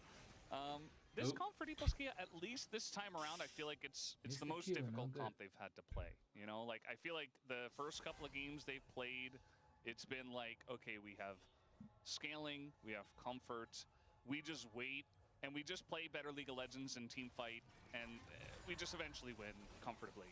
This time around, doesn't feel like they have all of those outs. They can absolutely go, you know, crazy style and just outplay DNS and win early, late. Yeah, no, early, mid, and late.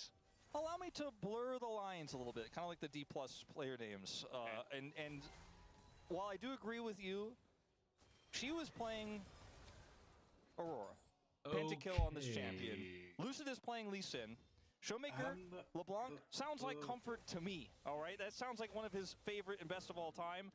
And yeah, Smash, take it or leave it on the Jhin. He's played a few decent games of this pick. I'd say career. Smash and career, the two that are not comfort on this one. Yeah. But the two young guys kind of being forced to play the setup lane. I do think that when you look at the top side here, it doesn't get more D+ than this. So I think the execution should be there. The Bard is the part that makes me a little bit more nervous. And like you said, Smash on the Jhin, you know, it's not bad at this champion. It's just not necessarily the Smash type of play style that we've come to know and love. It's not Ezreal. It's not Zeri. They're still in the blue buff.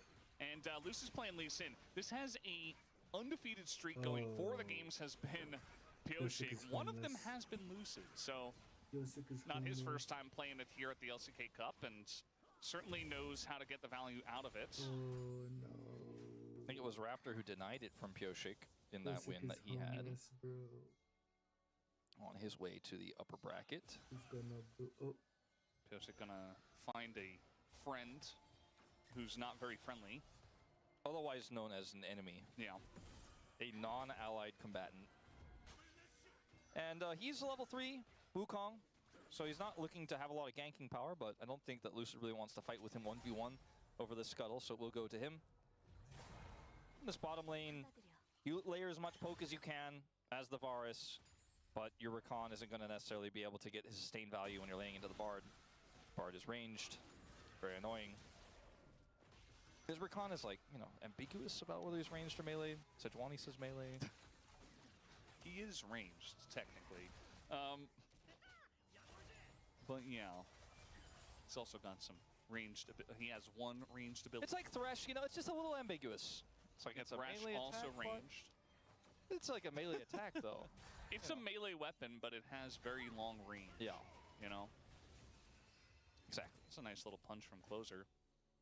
He's in another one of these lanes where he's playing melee into a very annoying ranged champion. Closer has definitely pulled out the confidence in these picks today, where he is just simply not going to back down and playing against one of our really strong laning mid laners in Showmaker is always a tough ask, but he was able to weather the storm in game 2. Here, debatable thus far at a small CS deficit, but not going to lose anything too big here. Both mid laners have already TP'd. He's going to take a reset now. Start to get some of that MR online. It's no Magic Mantle. This is unfortunate for Dudu. You know, he wanted to play the Renekton, he banned the Gnar, they banned the Kennen, and she was just like, I'm playing Aurora, lol. I mean, that was always available. They first picked Aurora. It was like, well, they can flex it. And he's like, well, I'm going to play Renekton anyway. And I do think that Renekton is generally okay. As long as you're not playing into, you know, Kennen or Gnar, the Aurora, I think can certainly get punished, especially if Pyosik eventually does go out to the top side. Okay, now they have a lot of bot prio, and Lucid is Lee Sin, so he's like, Wukong is not going to make the same impact I am. Might even find an angle here. Instead, just going to interact with Pyosik. Yeah. Got the clone. And Pyosik not even going to smite that, actually. Omega gets taunted, but the chain will keep Closer at bay. Quiet early game. Yeah. Very silent GGG Global Park as we move through this one. Yeah, really, it's just 400 gold lead in the top lane, and that is about it. A lot of trading down on the bottom side. Also, our junglers are fighting in the river, and Career's going to have to flash once again here early on in the trading. Yeah, and the heal is not worthless either, getting a little bit of health back. And we'll continue to put that pressure on now with the flashless Bard. The pressure may turn here on the bottom side. Scuttle, very important. He is not going to be able to get 6 off this, I don't think. It is very close. We're still going to essentially go all in for it as the binding not going to hit. There's the Galio. Career does not have flash, but he does have a magical journey. Closer says, we are killing this guy. If it's the last thing I do, is Peter picks up the kill. He has been quite bloodthirsty this season, and he will pick up the kill, but because of the way this eventuated, they're not able to turn into a Drake right away. So the fact that he killed that or got the kill there is actually pretty significant in terms of where the gold goes, because that's all they get. They deny the dragon, they got the Scuttle Crab, but could have been better. Closer is going to be fine here, but level 6 is now going to be on the cards for Pyosik as he clears this top side. Red buff. And the Renekton is still 500 gold behind, but it almost feels that's the limit here. Watch this fight one more time. It's a little bit broken up, but when you look at how D+ want to play this, they just don't have any damage threats and Smash on the wrong side of the fight. So it's really easy for Peter to set the engage, and he has a Galio to follow up, and because there's no flash here for Career, he just dies. Showmaker is like, there's too many, I'm too low, I can't actually save you here. If he's playing a different champion that has a little bit more CC, you know, maybe he could try to peel there and offer some damage even at low health, but he's not going to distort his way into a second death for D+. Makes the right call, and Career's early flash loss comes back to bite him. However, it's a Rakan with a 600 gold lead, so I don't know how much it really matters. Because they still didn't get Dragon. Yeah. You know, early first item for the supports. Maybe you can get some more control wards, etc. But you're not getting your carries very far ahead. You would have loved to have that kill probably on the Wukong. I think he might have hit level 6 as well, but he's level 6 now, and I'm curious about where he's going to send that first ult. We got to see some of the synergy that DNS has in their composition, which is quite simple. You know, it can lack damage at times, but the wombo combo nature of it can blow up a target regardless, where you've got Wukong and Rakan, obviously, but then the Galio on top of it for even just that extra safety and follow-up CC.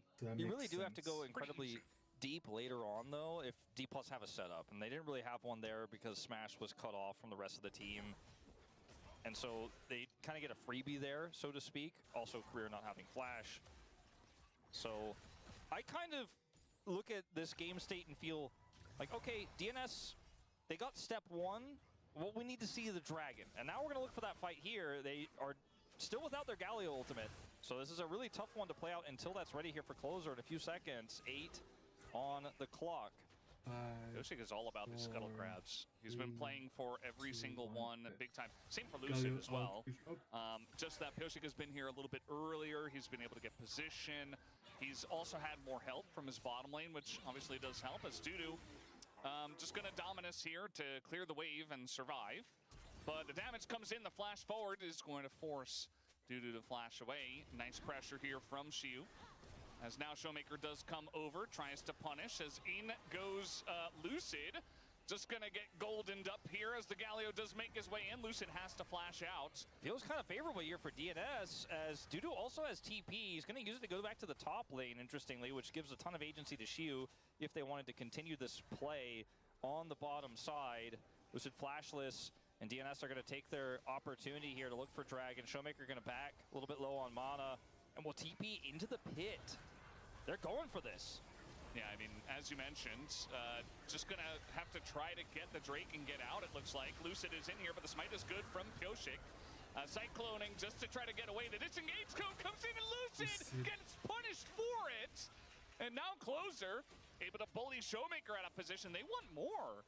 As, you know, with the TP coming in, looks like it got interrupted somehow, and now Career is in a lot of trouble. He's going to have to flash, but the follow-up is there and should be very easy. A kill goes over to Pioshik, and this time DNS, a very solid early lead going their way. Yeah, last time when they got the kill onto Career, it felt like a minuscule, almost fake lead. But this time they get not only the Dragon, but the follow-up win in the team fight. As I think you're right, I think Dudu did interrupt the TP, and so that was the advantage that they had when Dudu decided to TP top lane, because he was in base.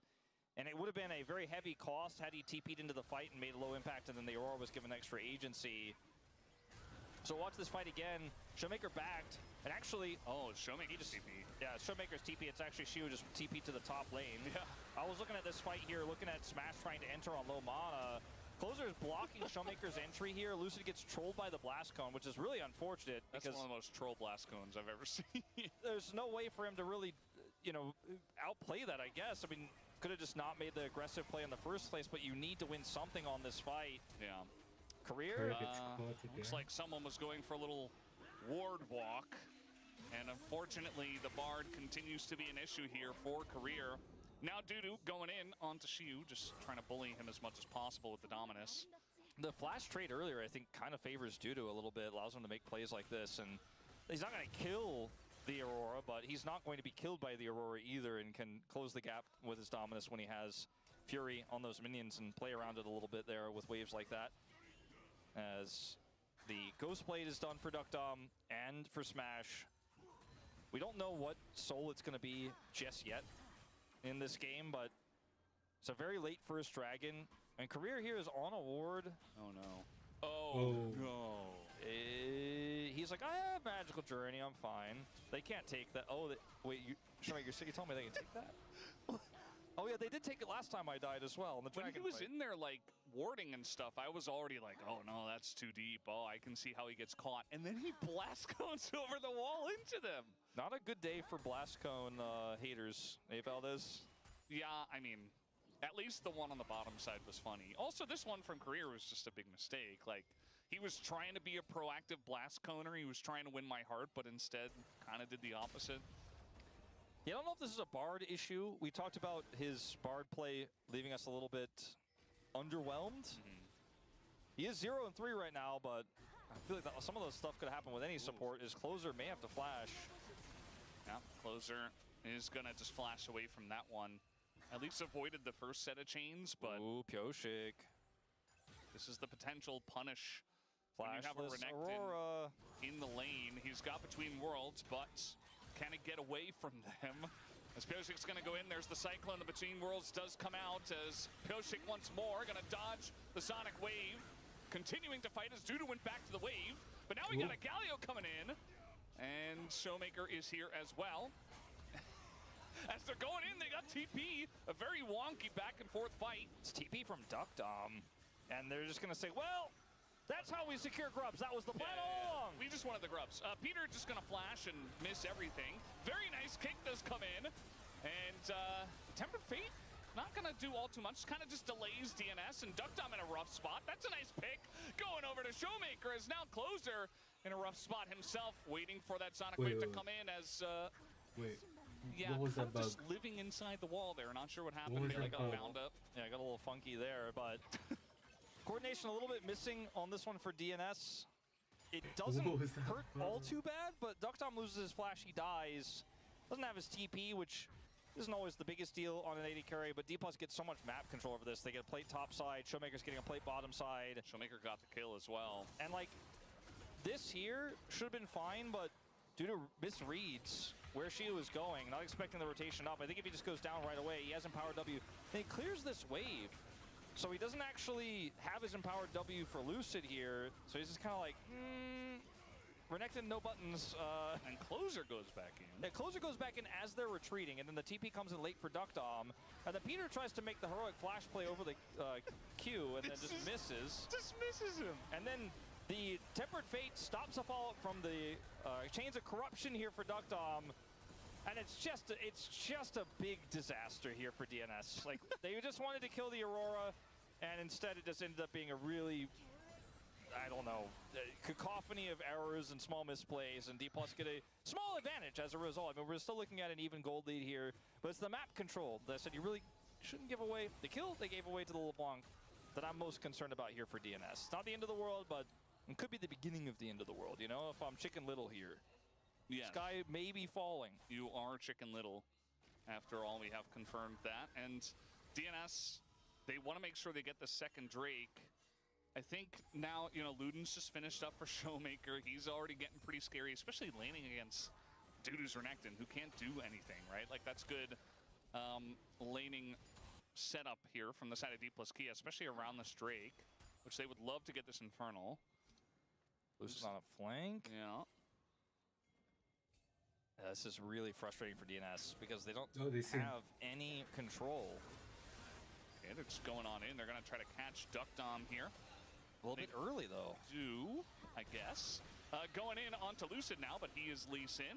And we are really sending it. This time they're going to use everything and try to kill the Lee Sin. And I'm not even sure they can, although Lucid kind of runs out of dashes.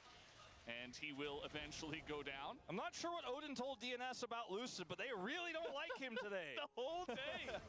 Especially the Xin Zhao game was just ridiculous. Closer going to be rooted up basically forever. Lots of pick in this DK composition. But they're not going to... thinking about trying to go for Closer here. A little bit of ticking damage there on the backside, but it's actually a Chemtech Soul.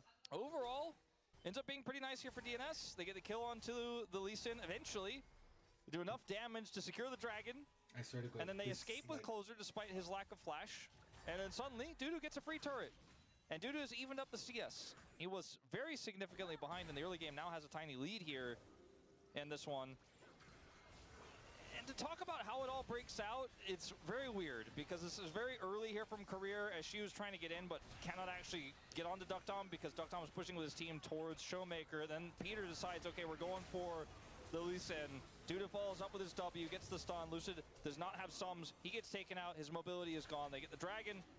They get the turret. Well, actually, it looks like he has one plate left. Dudu nearly gets the turret, but a lot of money there on the bottom side. And so DNS, precarious lead. Is that, can I say that? Precarious lead. You can say that. Yeah, it's a whether it makes precarious sense lead. or not, I don't know. It's a lead that you can quantify, but you don't really trust. Yeah. It feels a little bit dangerous, you know. You just, you know, when that getting bullied now. You know when that guy Alex, I don't know what his last name is, climbed the Taipei building. He recently so what was it?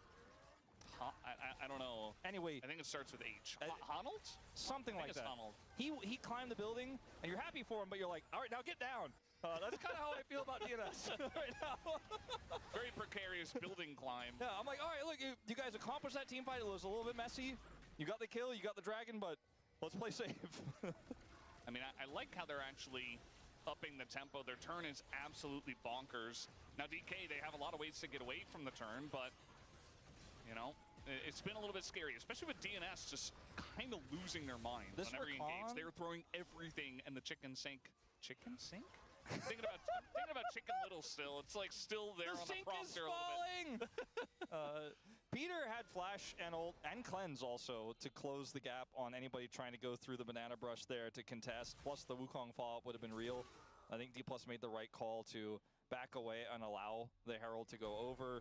There's only one plate of turret left in the bottom side for Dudu. If he can get a wave stacked up there, it doesn't look like he's going to be able to get it here. It's healthy enough. But the mid lane is where the Herald should be dropped when we get closer to Dragon time. Still 5 plates available there. And this Jhin 0-0 and 1 has a lot of win cons to be potentially set up here if D+ can get back that map control, but they weren't able to hold on to it. Shiu is actually going to get engaged on. He has flash, but the stuns are coming through. You can see that they're playing for it. The flash comes out, and Shiu just barely going to die to the Cyclone. Dudu tanking up the turret perfectly in a nice little set play. They get the Aurora in the side lane. DNS Good dive. making plays here in this mid game. And now with 2 minutes until the Dragon, this means they get the bottom turret, and now they can herald through mid. They'll still have their Cyclone back up. They're going to be very set to look for a fight over Soul Point here, which honestly is a really decent soul for their composition here, the Chemtech Soul. Yeah, it's actually excellent. It'll cut down a lot of the damage, like the execution power of LeBlanc, Lee Sin as well, and Aurora. But nice little set here. This time, they just don't mess around with the chase. They're like, okay, get the stun, and then head to the other side. Because if he goes right, we catch him eventually. If he goes left, we're going to be ready for it. Kill goes over to Pioshik, and they grab the turret. Yeah, pretty nicely done. It was cool to watch Dudu as well play around the outside of the vision. Like he pretended he backed, went back into the brushes, and Shiu just essentially missed it. He didn't expect it. Yeah, he did react immediately, but, you know, there's only so much he could do once he gets jumped there. So now this Aurora that got flexed into the top lane. It started off good, but, you know, not necessarily having the value they were hoping for, potentially. Also, Dudu is about to have flash advantage in the side lane as well, so there's some playmaking ability, actually. And Pioshik has his ult back up. He's wrapping around once again. I think the real prize here is going to be this Dragon. They can hit this Crystalline Overgrowth, which they cannot. The Herald is an even bigger threat if they drop it for Drake Prio.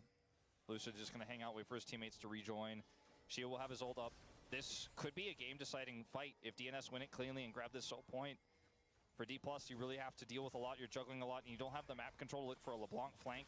Showmaker just kind of has to cut straight through the center here and look for damage onto anyone who gets caught, any single target he can find. There's no Edge of Night for Duckdom. Yeah. He is the primary target, to put it plainly. Yeah, he definitely is, especially with starting off the Hollow Radiance here for closer. Not going to be easy for Showmaker to chunk out the Galio. Although Lucid can do a number to him. They do get the prio away here, and I think that Herald needs to be considered to be dropped by Pioshik. It looks like he wants to team fight Herald instead. Showmaker. Little Kanavi action. And Showmaker's going to get away, but any time where Showmaker's not getting big chunks onto squishy targets just means the LeBlanc isn't getting a huge amount of value before the fight begins. Playing through this banana brush control really well, too. Showmaker just cannot get access anymore. She was going to clear this wave, which means he can rejoin. Dudu probably going to take his ult up pretty soon. Peter also with flash and ult, just denying any entry here on the left side. Yeah. Showmaker's out. Just playing it slow. Is DNS waiting for DK to go in? Look at Shiu, he's already basically dead. Has to ult away. Showmaker also half health. And the Renekton just standing there menacingly makes DK have to run away. They want to get some more here as Career just going to flash out of this one. The chains will land on a Peter, but he will absolutely take that trade. Yeah, Peter's very happy with this. Grabbing another flash from Career. He's just been robbing him all game long. And they get the Dragon, I don't want to say for free, because they earned it through a slow, methodical deny of the entry from Showmaker, as this is a miss. Nice try, actually. The kick is going to land on the Duckdom, but the Sonic Wave is not, as Duckdom still holding onto his flash. Lucid alone in the back line, nobody able to help him. As the TP does come in, at least DK got that away from DNS. But DNS going to have the Rift Herald as well. Mentioned he was holding on to that, and just looking to take out the mid-tier 1. They really held that Herald forever, but they get so much out of it after getting the Dragon. I gotta give credit to Smash. He hits the root as the kick finishes. Like, he does his job. He's ready for that. But as you mentioned, Lewis, it's Sonic Wave doesn't hit. They needed that to get the follow-up, to have that extra damage. Did they just get Baron? I think so. Unless Showmaker can make something happen here with Flash and ult on the Duckdom, who still has his Flash. He's playing to the backside of Baron, though. And as Chronicler will often tell you, it doesn't do good things for your MR. Yeah, you can see the Jhin going to open up the curtains here. She was being zoned away, but the Jhin alone is not going to be able to steal this Baron. As the smite comes through, Dudu might have to pay for it. As the Galio looking to help him out. And we have the backs already coming in. Duckdom almost has his TP back. They could actually really turn this if D+ overextend. You can see that they're actually considering something, but I think now Closer getting kicked out might not be enough. The re-engage kind of half-hearted here from the set of DNS. Xiu might be a little bit of a bonus kill, although Xiu is gifted the shutdown on the beater. And now we have the Golden on to Duckdom, who is just looking to aim the long-range missile. Not going to hit there. Oof, for DNS, that feels painful. They were really trying to play around that Varus TP back in. You could really feel that, but it was just a few seconds too late. Still, they secure the Baron. It's not all nothing for them, as this is a kick into Oops. The root hits from Smash as well. Just, you feel Career's also on it. You're like, ah, one missed opportunity there. And then we grab the Herald, crash in, Crystalline Overgrowth. And Duckdom just stays here. He's like, all right, you guys are going to tank it up for me. We need my damage to do the Baron to secure this, which is realistic. They do get it. And then we see the Empowered Recall. He's not interrupted. Very close. Very close. And now they're like, okay, your TP's up in like 11 seconds? Let's try to slow play this and see if we can get something out of it, because Dudu also needs his health back. And look at how low everyone on D+ is. When he shows up, when his TP is finally unlocked, and he can get back in here, D+ are just, they're aware of it, right? They're playing slow, they're playing away from it. Xiu also has this sick play here. Gets over the wall. Pyosik has to flash to follow, so he gets a ton of space bought there into the Wukong. And the final shot from Duckdom does not quite connect onto Career. I still think DNS are in a good position, but I think they were so close to actually practically hard winning the game at that moment. Just things did not line up. D+ had a good defensive play there post-Baron. Yeah. Well, Pyosik feels like the first time Showmaker has really found a target and done his combo to someone. But it's Wukong who has his Gromp up and the Rift Scuttler, so not really going to be very high value, but got to continue to do that if you are a Showmaker and you want to have some sort of impact in this game with his two items. But you can see that DNS playing heavily around this Drake that's coming up. They're not trying to go for any big Baron pushes this early on in the game. They got the mid-tier 1, and that's about it. Just a small Baron power play. But decent vision around this objective for D+ Kia. They have 3 wards, 4 wards in the group down there. 50 seconds between this Soul and a potential defense here for D+. Baron is gone. We look at the items around the map, you know, 80 carries on item parity, very close there. It's really the Wukong that has a big item advantage. And the Renekton, I suppose, as well, having that extra component in his inventory, but it's not really anything to write home about. It's just that D+ seemingly cannot get Showmaker into a position to kill Duckdom. Like, Duckdom has died once this game, but he's just so inherently safe. They have the Mikhails for him, and the longer it takes him to find targets, the more poke damage he gets done. At least he doesn't have Flash. That's true. There's a lot of flashes down here on the set of DNS. Really only Peter has his. And DNS can bail from this if they don't like what it looks like, but I don't think they're going to with the positioning of Dudu right now with the TP flank. He is wrapping around. They see him, but this is really going to mess up the setup for D+. They're going to have to collapse, and they're going to have to collapse quickly. Yeah, trying to get on top of this Renekton. No easy feat with the Galio coming in. They're going to find, it looks like Smash over there, or no, it's actually Showmaker in a lot of trouble, and they're just able to CC chain him. And that's going to be the end of the walk, and maybe just Chemtech Soul over here for DNS. Career tried his best to try to save him, but now he doesn't have his ultimate either in a 4v5. Well, now Career is trying to engage. You can feel the desperation here for D+ Kia. The curtain's about to end on this 4th shot. Xiu is the only one who really has agency here, and he's just zoned away. Well, Lucid tries to go on in. It's just going to be a flip, but the smite is good to Pyosik, and they get the kill on the Lucid. As the walk comes through, and Xiu is just dead as well. D+ Kia This difficult composition is looking very difficult to play, especially from this far behind. And DNS just kind of press all their buttons together and do stuff like that. They take out Career, who didn't have his flash. And now with Chemtech Soul, this game is looking all but theirs. Unfortunately for Career, I don't know if he's ever really had his flash this game. As Smash is going to be the next target here as they siege the turret. A little bit too far. A bit of a step over the line. He's getting excited, you know. He's testing his limits a little bit. Well, I gotta say, that flank from Dudu was pretty massive. That was what forced D+ to kind of try to kite back and get the collapse onto him, but he's renekting, is difficult to kill. But Showmaker is caught, you know. He was the one trying to set up his own flank, his own aggressive position. He loses that. And he's looking for an aggressive position here as well, a level down on Closer, with some friends coming over. I don't think this TP from Duckdom. Okay, they're actually full. Okay. Well, sometimes you send it. I guess the TP from Duckdom was actually perfect. And if Showmaker's not aware of it, I guess so. Just, yeah. So, just like that, and by just like that, I mean like, I don't know, about 8 to 12 minutes ago. Yeah. Series on our hands, Valdez. And I'm looking forward to seeing what else DNS have, because this is the kind of scrappy gameplay, playing through Duckers a little bit, you know, trusting Peter's Rakan, a classic. They get the Rakan Wukong. They got counterpicked with the Renekton. And it's also they're looking good anyways. It's a nice setup dive comp when there's not like 17 tools on the enemy team. No Lulu, no Ezreal, none of this, you know, Giga Peel comp from the side of D+K. It's much more difficult to actually get away from Rakan Wukong, as looks like we're just trying to take the Baron down here. Lots of damage done to Duckdom though, as maybe this is where DNS dropped the ball. It's getting pretty close, but the smite is good, and Lucid is just going to be zoned away. Although the kick does go down onto Peter, and they get that kill. Smash looking for a little bit more. Time to exit. Yeah.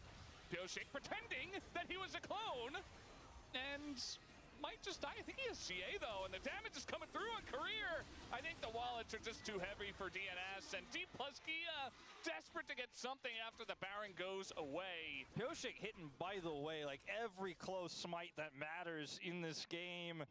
If so many of these went just a little awry, it would not have Chemtech Soul, would not have the Baron, and DNS get the big win here as he outplays as well with a fake clone. And I think, you know, I was kind of maybe slightly preemptively calling it with the series on our hands moments before, but now it really feels there is just no more in. Peter has unsealed teleport to rejoin for the push to win the game. I mean, there's only 14 seconds the respawn timer here, but when this base opens, it guarantees Elder Prio, and if anybody dies during the siege, DNS can just literally end the game right now. Yeah. This is effectively the game-ending play. It's essentially what D+K did in game number one. Flank? This is a flank that has Congo been line? seen for ages and ages, so they knew this was coming. Easy chains of corruption go down onto Lucid as he was trying to send the Hail Mary for the ages, but yeah, with the Baron still for a minute and a half, they could just go ahead and take this top inhibitor down, you would think. As she was trying to be relevant here, but not succeeding at that. As they are going to once again bully Career out and smack D+ in the face with their giant wallets and take them down here in game number 3. Looks like we do have a series on our hands. Better late than never.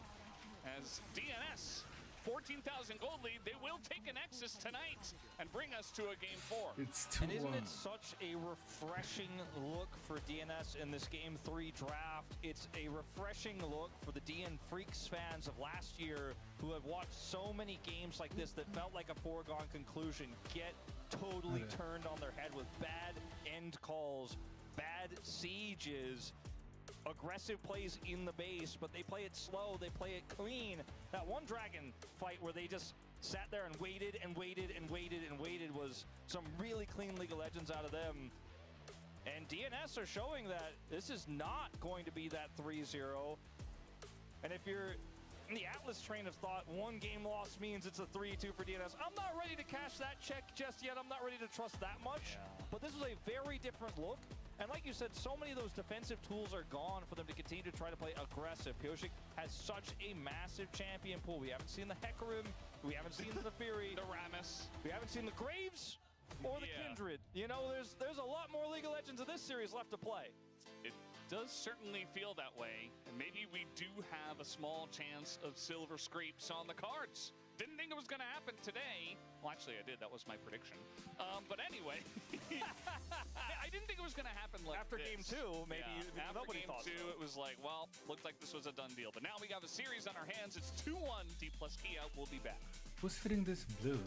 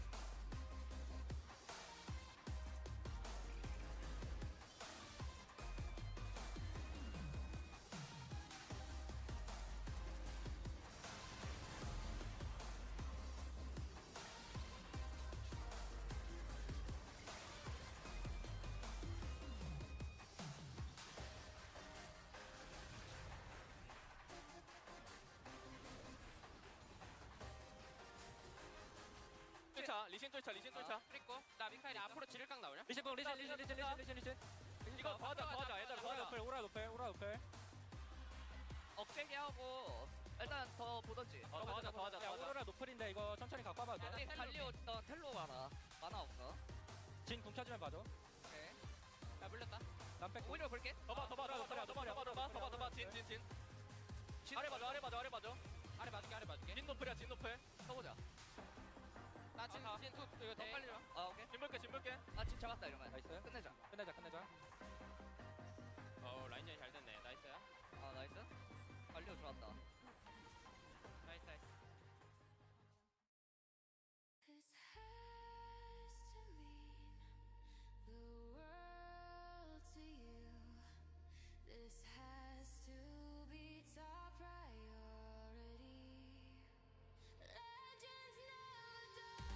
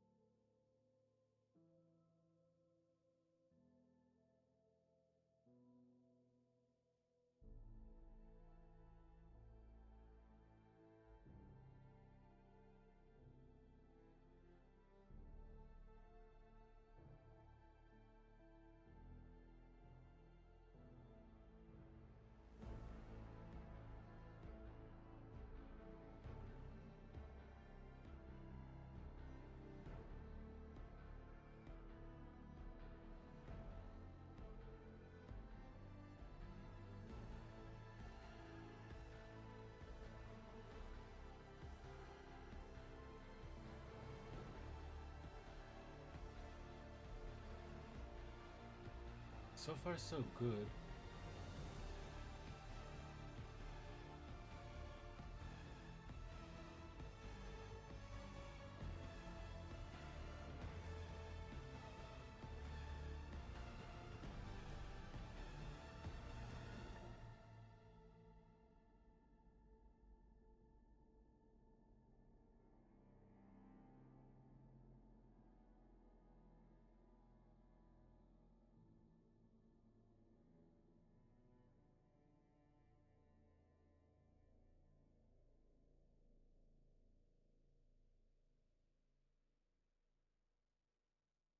So far, so good, guys. So far, so good.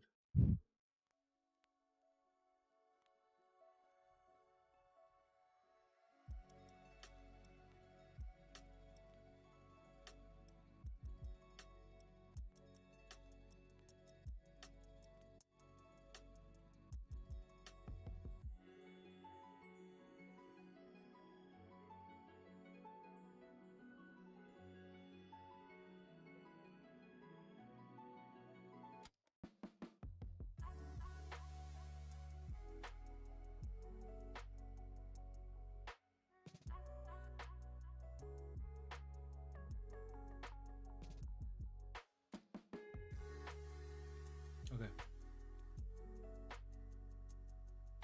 This orange is gonna get in on my nerves. So I'm just gonna combine.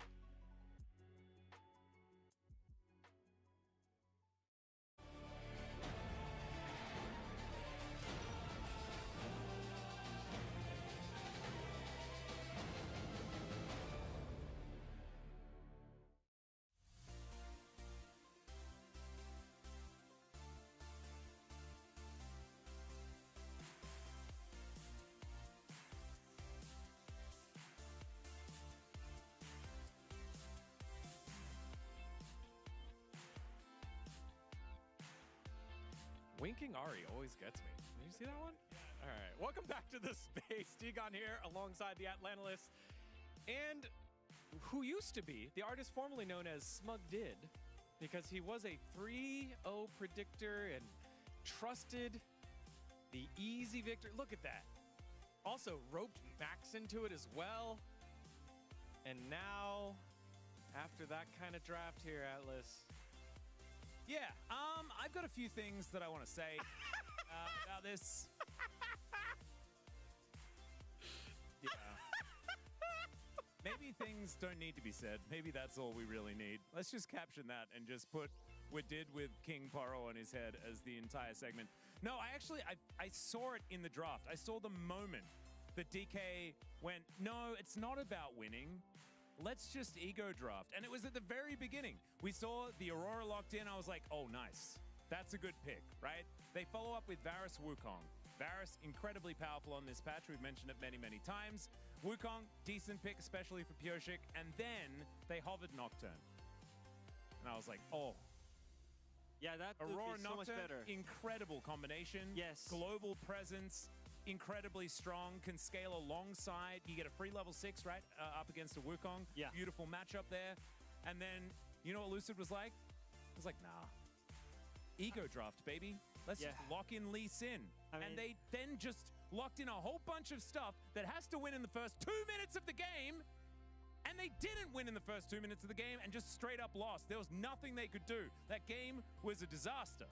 Yeah. And it's all from the draft. It was terrible. I mean, it's just really hard for us to pick up some highlights. I'm not even sure if you can call it highlights. No, we've just got Lowlight 1. Can we go to Lowlight 1? Do we want to bring that in, Digon? Are you okay? Well, I mean, we didn't take anything from Bard, so I don't know what you're talking about. Take a look at our highlight number 1 here. Around the Drake, a quick catch, trying to stop Soul Point. Doesn't quite work out here for D plus Q. So yeah, all these clips are showing how hard to play DK's team comp. Like, what can you do, actually? Like, you cannot hit the front target because you don't have the damage. You cannot engage because you just cannot. Because if you go in, you're gonna die. So your Xiu, Aurora, he's getting zoned out by Renekton. And also, on top of that, the upper side of the team cannot also take the fight for the Soul Point.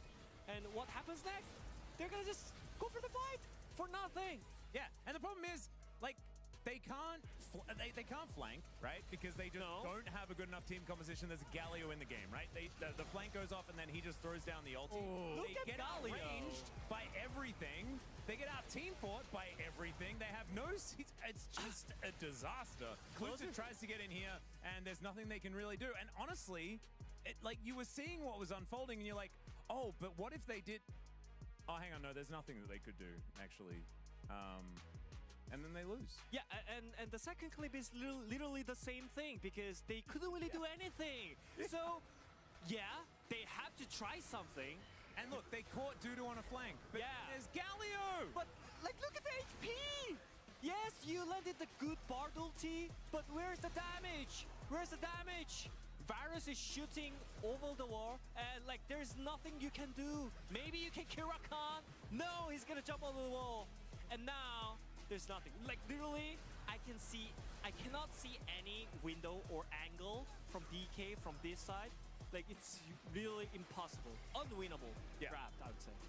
And I think that, like, if they had have managed to snowball and they had, like, a 5,000 gold lead at 8 minutes in the game, then, yeah, I think they could probably win. But even in an even game state, and the majority of the time, we get even game states, right? Because this is high stakes. It's a best of 5. You're going to take it slow. You're going to make sure that you don't make those mistakes. DNS have been really good in the early game. And so picking this composition is just wrong on so many different levels because you're playing into exactly how DNS wants to play the game. Yeah, and maybe if you want to make a statement, hey, T1, if we win this, you have to respect us in the early game as well. You kind of understand that, but against DNS, who has been consistently one of the best teams in the early game, their problem has been closing out games, and quite tragically, but they're closing out late games. But early game, they've been so solid. Yeah. It's disrespectful, and they got, I think, what they deserved. In this. Yeah, and I think the reason why Wadid and I are so incredibly frustrated about this is because DK does this all the time. Oh, yeah. We know what they're capable of. We know that when they actually play disciplined League of Legends, they're very good. But more often than not, you get games like this within a series that just do not need to happen. I mean, and it's really disappointing. They're just trying out some stuff and limit testing a little bit on stage because, yeah, I mean, that's just how I felt. And now they're going to take it serious. And they picked the first pick in the right of the first election. 3-2 DNS. Atlas is called as soon as they lose the match. The reverse sweep is on. Let's see how it goes here in game number 4. DNS trying to hold on. D+ trying to make up for that last mistake. Thank you, Spacers, as it certainly does look like Pioshik is locked in now. Whereas on the side of D+ Kia, I do agree. We do have a couple of unfortunate 3-0 DK predictors who are not very happy with the draft of Game 3. Thought it would be difficult to play out. It was, especially once DNS had a very straightforward composition, and they just were able to kind of roll over D+ Kia. And now it gets interesting because a lot of stuff is taken away from Fearless, and we know that there are some deep champion pools on both sides, and I'm very curious to see what the compositions are going to look like because although the dive aggro comps were not working playstyle-wise in the first couple of games, at least they have an identity on the side of DNS. The vibes are still there on the side of DNS, as we've got a CBLOL fan here, and also a D+ fan. Nice. The Odin smile that it seems like we get every single camera shot. He's having a great time. He looks like Pioshik's father in some ways in this one. You know what I mean? Like, he's like, son, you did good. You're gonna do it again. Pioshik's like, it's hard, man. It's all right, buddy. I do think that so many big picks are gone now. Like, we are really down to Yunara. like, Yunara is still up. Pantheon, Orianna. But when it gets that thin, it's very easy to ban all of those, and they likely will be banned. I'm kind of surprised that D+ goes first pick. This makes the job even easier here for DN Supers to take those away. I think Pantheon goes right here. Okay, well, they say Orianna, but I think the Pantheon will go right into the second box.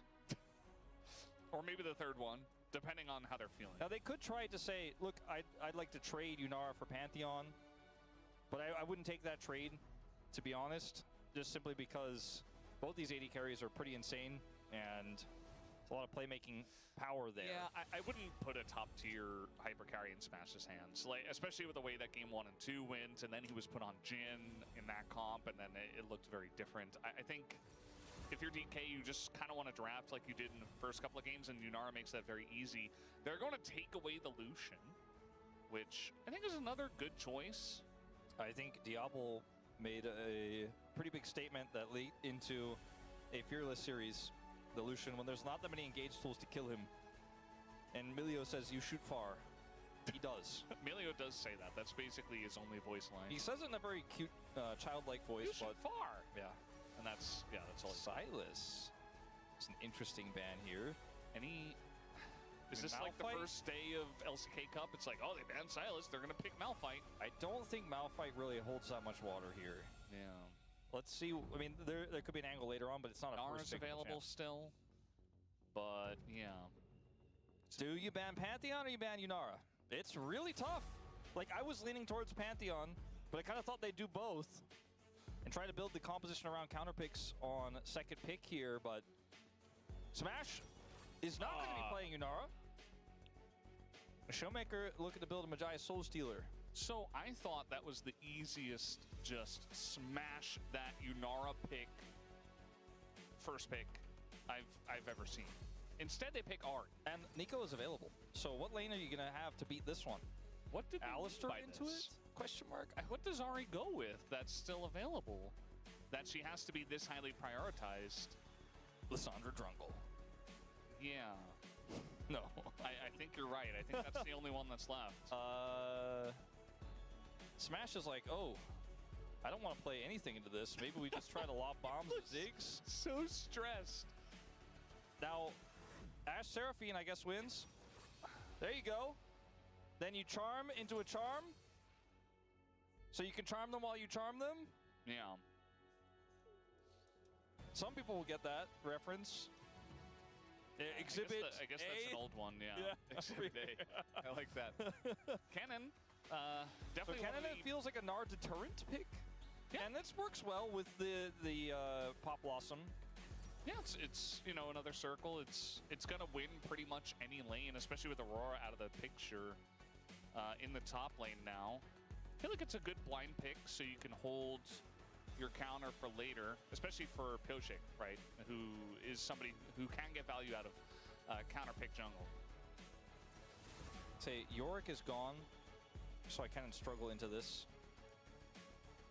Does feel like a smart protection ban. They want the Gnar to come out. Gnar also really struggled to get value here without a perfect Gnar bar setup. Ooh, this is gonna get interesting now because we're moving into the territory of what picks set up the Seraphine to find success. Like Maokai, by the way, pretty good in this scenario. Shuts down both the Kennen, trying to find the angle, as well as the Nico, and can hold the Yunara in place. It might need to look. Jace, another pick that could have been played in the top lane into the Kennen. Now, Kennen versus Jace we had once. I don't want to talk about that game. Is it the Maokai angle? Is this the B&K special? Yasuo. I mean, Yasuo can block a lot of the stuff on T. That's true. Also, like, you know, big Pop Blossom. You know? Yeah. Bit of a combo. Right. Hecarim! Speak it, and it will at least tease you with a hover. And it works well in this draft. Honestly, you can go around the Seraphine, but so can the Fury's W.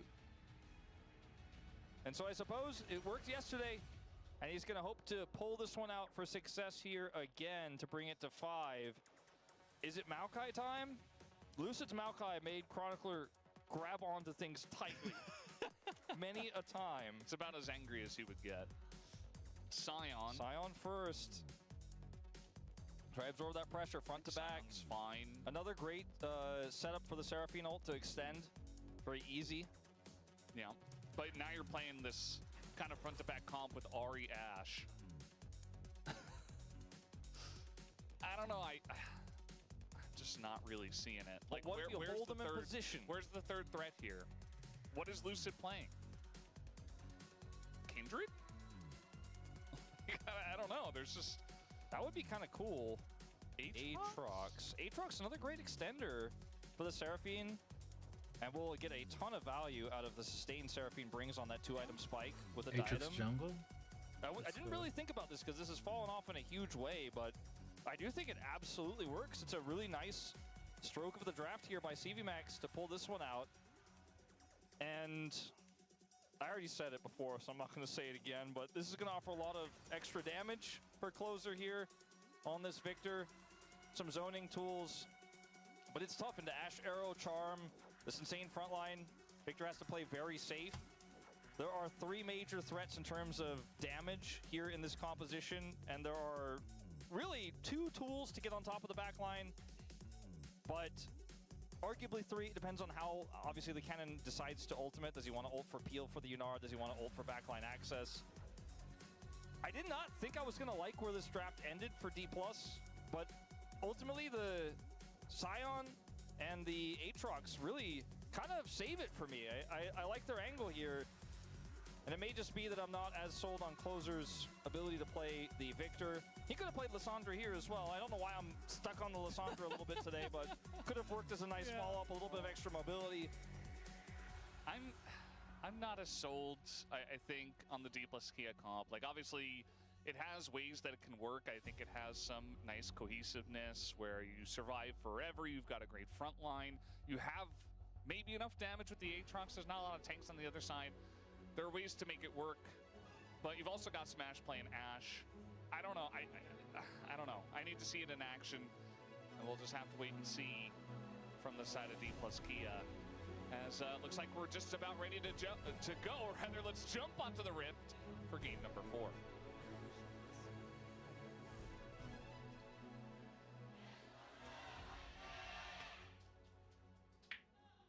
미니언들이 생성되었습니다. She was like, They split the ward. got that ward. Check out. Check. By the way, DK did break their red side losing streak. True. With game number 1, which they did win. So now they're 1-4. The possibilities are endless on red side now. Yeah. Pretty crazy. There are a few players who... Okay, well, this is very scary. Very scary level 1 Ash. They do fine. Doctor, I'm going to take a minute to stack his Q. But there are a few players, and 2 players really that come to mind for me. Zeka and Closer, who you're like, I love them on the melees. They can play that solid as here. They're like a little Zoe and Orianna in their life. But when it comes to pulling out the Victor, you're like, I don't know if that's really in your main skill set box.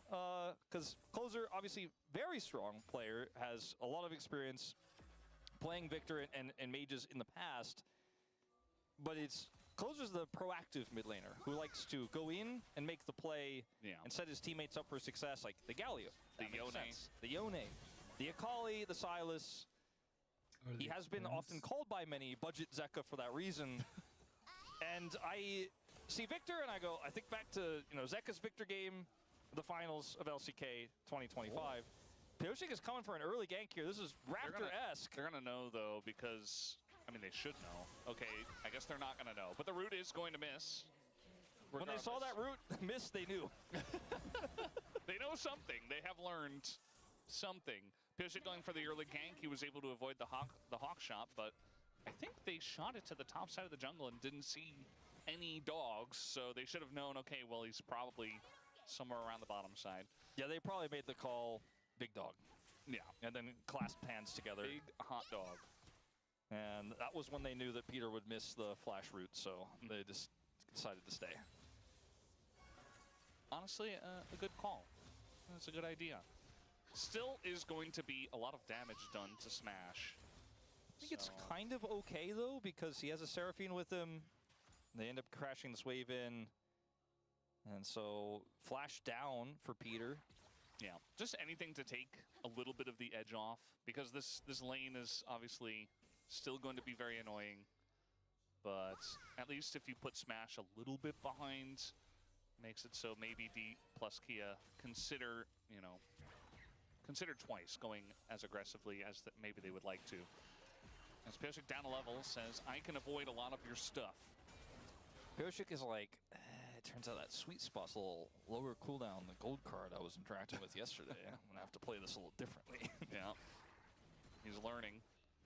But Lucid, understandably, was able to farm his jungle, hits level 4, and he is invading with that level lead. Pyosik obviously not able to be at the same speed because he ganked bot. Yeah, and Victor will take a while to come up here. He's winning this trade, by the way. Lucid up a level. Eventually those dogs stack up, and much like a hot dog eating contest, eventually you're kind of like, you're starting to feel a little full, Lucid. And also the burn damage from the Q. This is going to be a smite fight. Does go over to Lucid. Nicely done. Finds himself a full level down as a result of it. Despite the heroics. That clone did not have a good time. No, it did not. Insta death for that guy. And Lucid, this is kind of what you want on the jungle Aatrox, you know, just kind of farm it out and eventually be a big threat in the later team fights. You're not necessarily looking to be super aggro or get these giant ganks off. I mean, maybe he can make something happen onto the Victor would probably be the easiest place, or bot lane, obviously. Yeah. And when you have the skirmishing power of this Aatrox in mid-game team fights, with the Seraphine, with the Ashe, that's why I trust this comp, because it's already pretty tough to kill Aatrox. That's kind of his thing. He's like, oh, you hurt me, and then I heal to full, and don't care. Then he's got Seraphine giving him extra shields, a little bit of healing there. And if he's just between the Seraphine and the bad guys, he's the extender. That's the same for Shio, of course. We're talking about the ultimate of Seraphine. That career can extend if he hits an ally on the way, which means it's really difficult to set up for a Pot Blossom fight, or if you have choke point control for the Kennen to get in, he has to flank on the other side. He might find himself getting Ashe arrowed.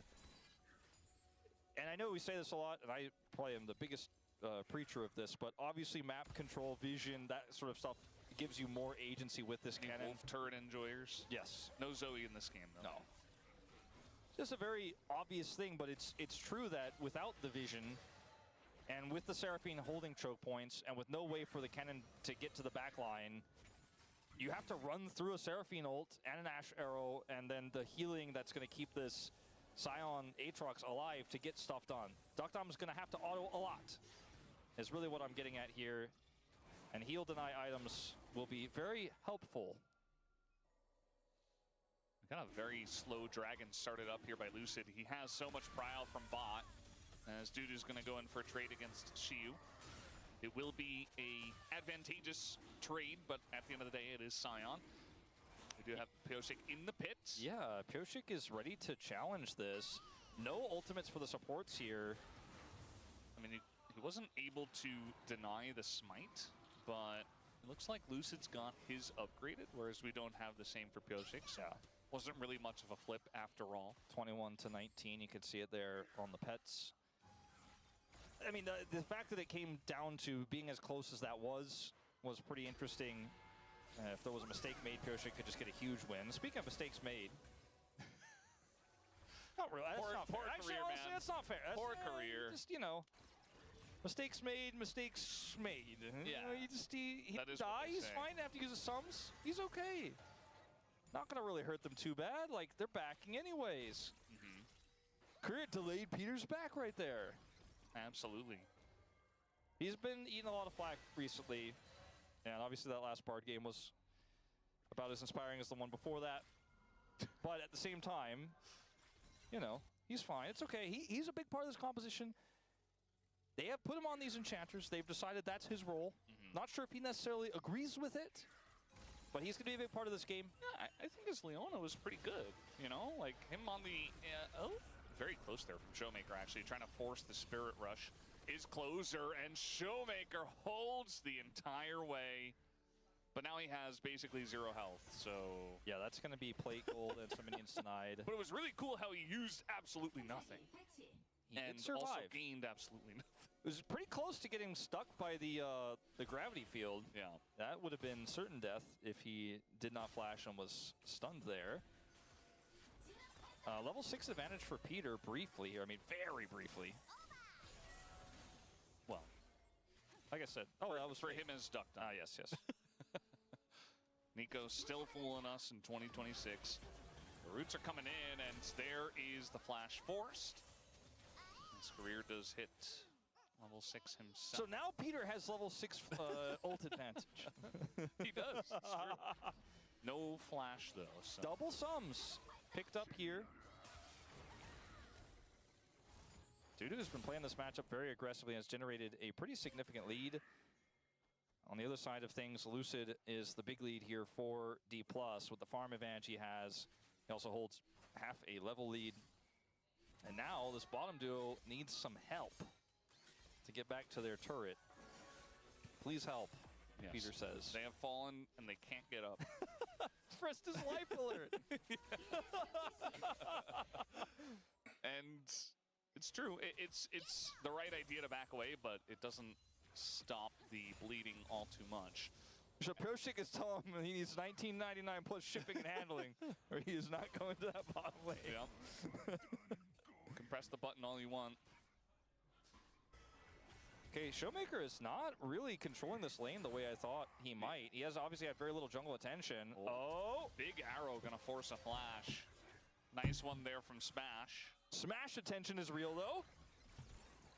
And Victor loving this 1v1. Showmaker going in, but guess who's here as well? It is the Nico and the Nafiri. The charm comes in and Showmaker just dies instead. As now Lucid is just, Lone Wolf dying to Pioshik. And that's 2 kills over the side of DNS just like that, 10 minutes in. Not necessary is, I think, maybe the 2 words that first come to my mind for Showmaker going back in like that. I think everything else was pretty forgivable. Lucid was there first, and he thought he had an angle. Flashless, dead. Rod of Ages picked up here for closer. This Dragon spawns in 1 minute here. DNS looking to try to even that up. Pretty unfortunate scenario for D+, and a lot of the lead that was there for the Aatrox is now just gone. As first, closer flashes, so I think this is why Showmaker is like, you know what, I think there's some play here. Lucid's like, I just want to do the grubs, man. Lucid was a little bit late. He was here first, but he wasn't close enough. And then this. No. We could say it was a charming play, I suppose. Who was he charming with that? Me, I was a little charmed. Wow, nice little, Only closer. I was charmed by it. I was like, wow, Showmaker, I thought he was an angle there. And then, like, he didn't miss. He didn't miss. At least he didn't miss. Imagine if he did that and he missed. Peter says, please don't remind them. We can start playing Silver Scrapes right now. Okay. I want to say slightly less precarious lead for DNS. The lead that we talked about last time where they had about so much gold the advantage in game 2. I mean, especially with a comp like this where you've got Duckdom on Unara, and he has to play an Ashe Seraphine. It's very annoying, had to back off of a wave, but it's only 200 gold behind. It's not the end of the world. Rest of your team has got a nice lead. This is not going to feel good for them, though. A Smash being very annoying on the Ashe. That's another wave gone, and there's no answer. Oh, they're going to land the root on a Peter who just throws up the Pop Blossom and says, witness me. Dudu, on the other hand, is also not having too much fun against Shu here. But it's Sion. I'm not sure exactly how that... It must have been a large trading pattern that eventually gave him a big enough edge.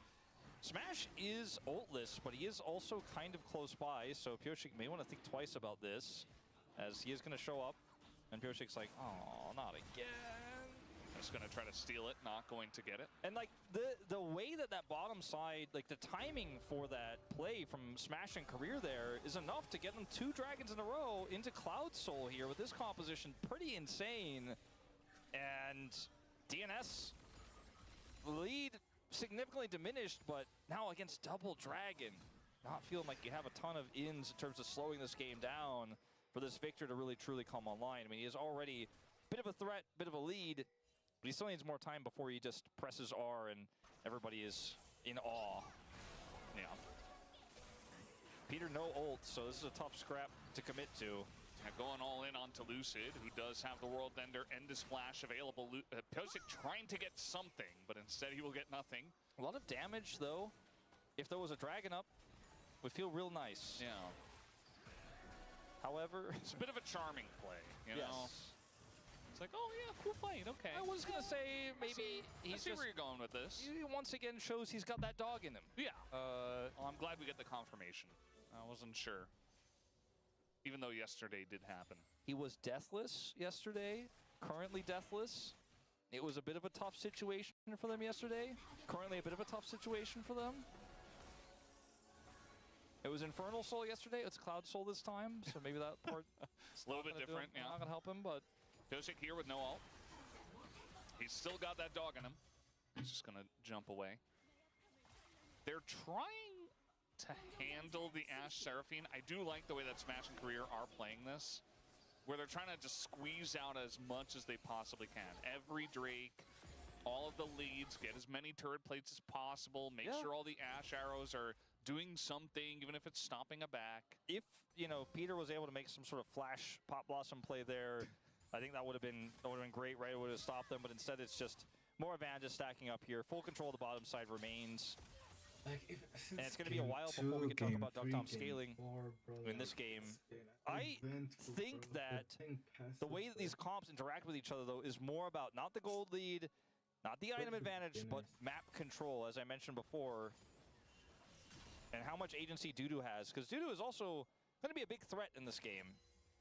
And if everyone is able to kind of just wrap around the line of the Seraphine ult and find their way in, or collapse on a flanking Aatrox, for example, and kill him when he's isolated, the CC that they have, they can just win team fights later on, despite this somewhat disadvantageous position they find themselves in right now. The Ashe Seraphine are much larger than them at this moment. And there's so many other scaling elements like the Victor here too. So this game is still very close. D+ need to make sure they don't make any large errors. Yeah, it's very much trying to get as much as you possibly can. Showmaker, unfortunately, for his sake, they first pick Ahri for him. And, you know, Ahri is generally going to be okay just to get through lane, but does not have a fun time in a Victor, notably. And we've seen that in the 1v1. Showmaker's like, well, I kind of just lose lane, and they haven't been able to utilize the Ahri at all for any kind of set play. And now she's level 11 with no real, you know, big ult play that we've seen in this game. So still waiting for that first pick Ahri to do something.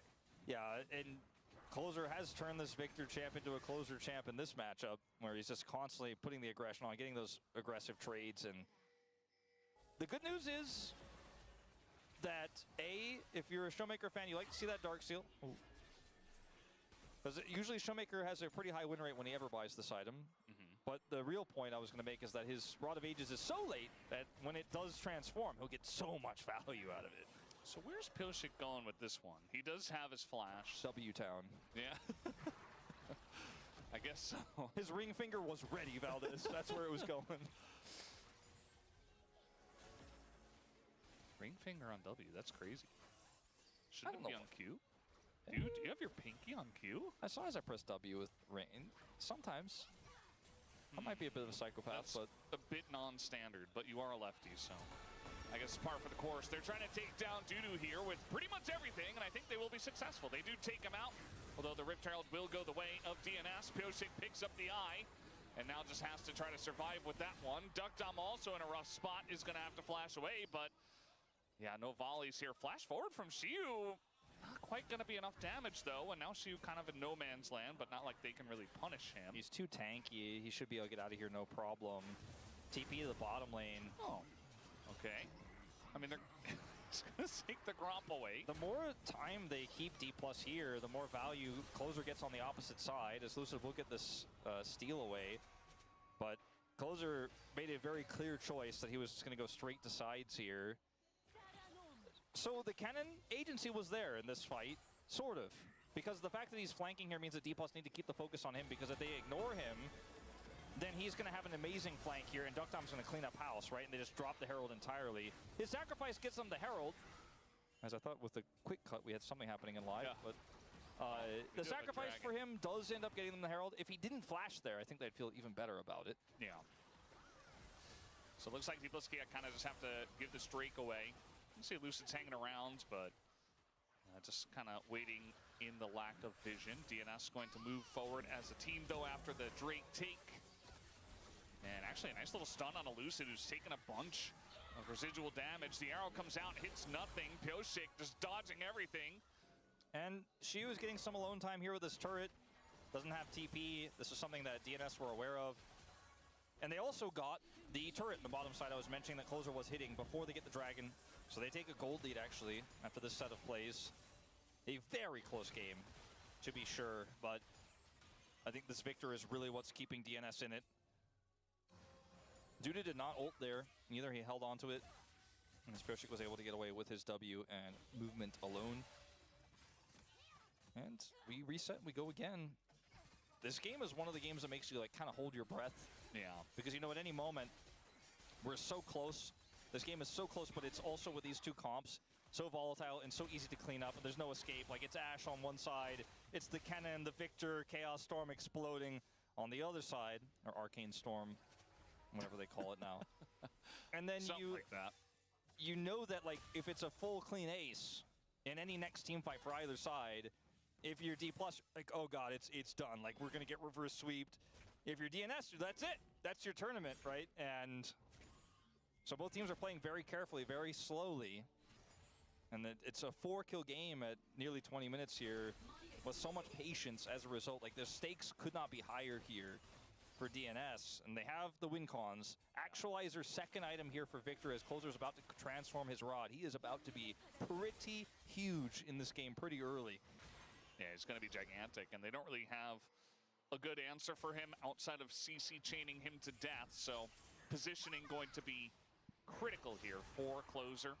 For Closer and Duckdom, really. I mean, we're going to have the cleanse available for Duckdom, not the same for Closer. As Showmaker, he just doesn't really exist in this game. Like, every lane he goes to, he's just getting bullied, and now he gets stunned up past the Spirit Rush away. I don't know if that's worth for Dudu, though, because I think he kind of just had him bullied, and he ulted so early that Pioshik couldn't come in and secure the kill. They don't get the flash either. And now they're just going to ult on the Lucid. They know they have the advantage, and they're going to find this Aatrox as there is the Encore. Doesn't really do anything, as that Nefiri getting so much value, avoiding all the CC. Slow comes down on a smash, and that's just going to be Rift Herald into the mid lane turret. DNS are snowballing big time right now. They really are. This is the kind of win con you want to have here in this mid game. Yeah, I don't... Okay, well, he's going to TP in, get rooted, and now he's half health again. He absorbs some of their buttons, so the turret lives. Calculated. Hashtag worth. As Showmaker has been a bit of a punching bag in this one.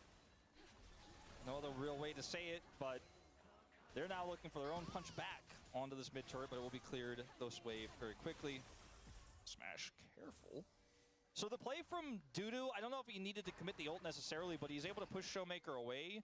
And then for some reason, Lucid in career is still just kind of out in no man's land, knowing that DNS have that push on the bottom lane and can wrap around very quickly and have great CC for this Aatrox, who doesn't have any real peel here. The Ashero attempt was cute. Career obviously trying his best to look for that follow-up Encore, but yeah, that's a big win here for DNS, who get it right with the Herald dropping. And D+, I think, a little greed around that one. Yeah, it kind of looked like they were pushing forward, jungle and support together, trying to get some vision down, but you don't know where Nefiri is. Your Ahri just essentially got put off the map for 30 seconds, and even if she TPs in, like, he's not going to be able to do anything, so got to be careful and pick and choose the right timings to go for vision like that. Otherwise, you know, there's so much catch potential and damage here on the side of DNS. Like, you also really just got to, you know, communicate with each other about, like, Lucid, you need to leave now. Like, as you're recalling, you need to be like, you need to be out of there yesterday because they are coming. As Dudu is having a phenomenal series, I think very quietly having a very consistent performance here. And he is the one who was able to push the Ahri away, now controlling this lane, and we'll have a Crystalline Overgrowth to proc to grab the turret. He's looking for a second item here very soon. And even though it's only the burn urn, that damage does add up over time as he continues to harass. Dragon control loosely in the favor of D+ here for their sole point take potentially, but they cannot start it, and then eventually DNS are going to group and start to contest that. As Closer's about to hit level 16, he is so huge on this Victor right now with the Actualizer. I think Actualizer's second, a little bit niche, but in this game with the lead he had, I think absolutely warranted. Because the Rod of Ages is going to give you enough survivability alone. You don't really need Seraphs in this game. You know, you don't need to go tier and play for that.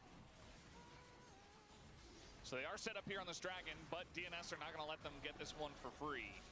And already the damage is being done here. Shield trying his best to zone away Closer. Not going to be very successful. It goes down to 1 health, and Pioshik is able to get it as they're charging into a slicing Maelstrom. Generally not the right call. As no stun goes on to Dudu, and now Peter finds the angle from the top side, but the damage follow-up isn't there. As Duckdom desperately trying to do something, but he is just backing away, and it looks like DK at least are able to clean up the fight in a big way, and now they're moving towards that Baron. Yeah, Closer's E's do a lot of damage, but with this Seraphine, the heals will come through, and even has his heal summoner here, and I think that the damage will largely be blocked, and they can now just take this out. Doesn't have his second item yet, Career, but was very patient with his Encore in that fight. Could have used it instantly there to try to lock down the cannon, but he knew the damage had been done. The cannon was essentially neutralized by the arrow. They couldn't follow up on him because he instantly ulted, but they're like, okay, cool. Now we can move. Now we can breathe in this fight. As I watch it again, they get the smite. Dudu gets caught here by the arrow, gets hit by Shiu, and his ultimate's gone, and now they're like, all right, slow play. We're Ashe Seraphine. Don't have to look for the angle right now. Duckdom is trying to play through his flash here, and Peter gets the Pop Blossom. The late Encore is so effective, and Closer is doing so much damage, but when the backbone of this comp falls apart, Duckdom has to get out. He also has to leave. That was a very clean play from D+, but they do not secure the Dragon, importantly. So, yes, they take a gold lead. The game is still incredibly close. Yeah, they get that Baron, and I think utilizing that, try to take down some of these outer turrets, or at least the one in the bottom lane, would be pretty nice to try to solidify a gold lead and make sure that their next fight looks even better. With the Baron, if they can get deep vision up around this next Dragon, like there's a minute of time between the Dragon and this Baron expiring, but if they can use this for perma-prio, set up that vision, Career has flash, right? He's gonna get that second item. I actually went Moonstone, in fact, didn't even realize that, so his diadem is very late. But he does get that item eventually, the diadem. It's going to be huge for him. Moonstone feels fine, honestly, in this case, in this game state. And this Aatrox is a huge threat. And if given enough frontline and Smash gets big enough, he's closer to that IE, it's actually very close to it. D+ can actually still win this game, and for so long it looked like it was not possible. Yeah, looking pretty good for them now. I like how they're taking as much as they possibly can off of the map. It looks like DNS are essentially saying, well, okay, we lost that fight, we lost the Baron, we can't force a fight here where Duckdom doesn't have any sums, and, you know, they're just having so much pushing power and map control in this game.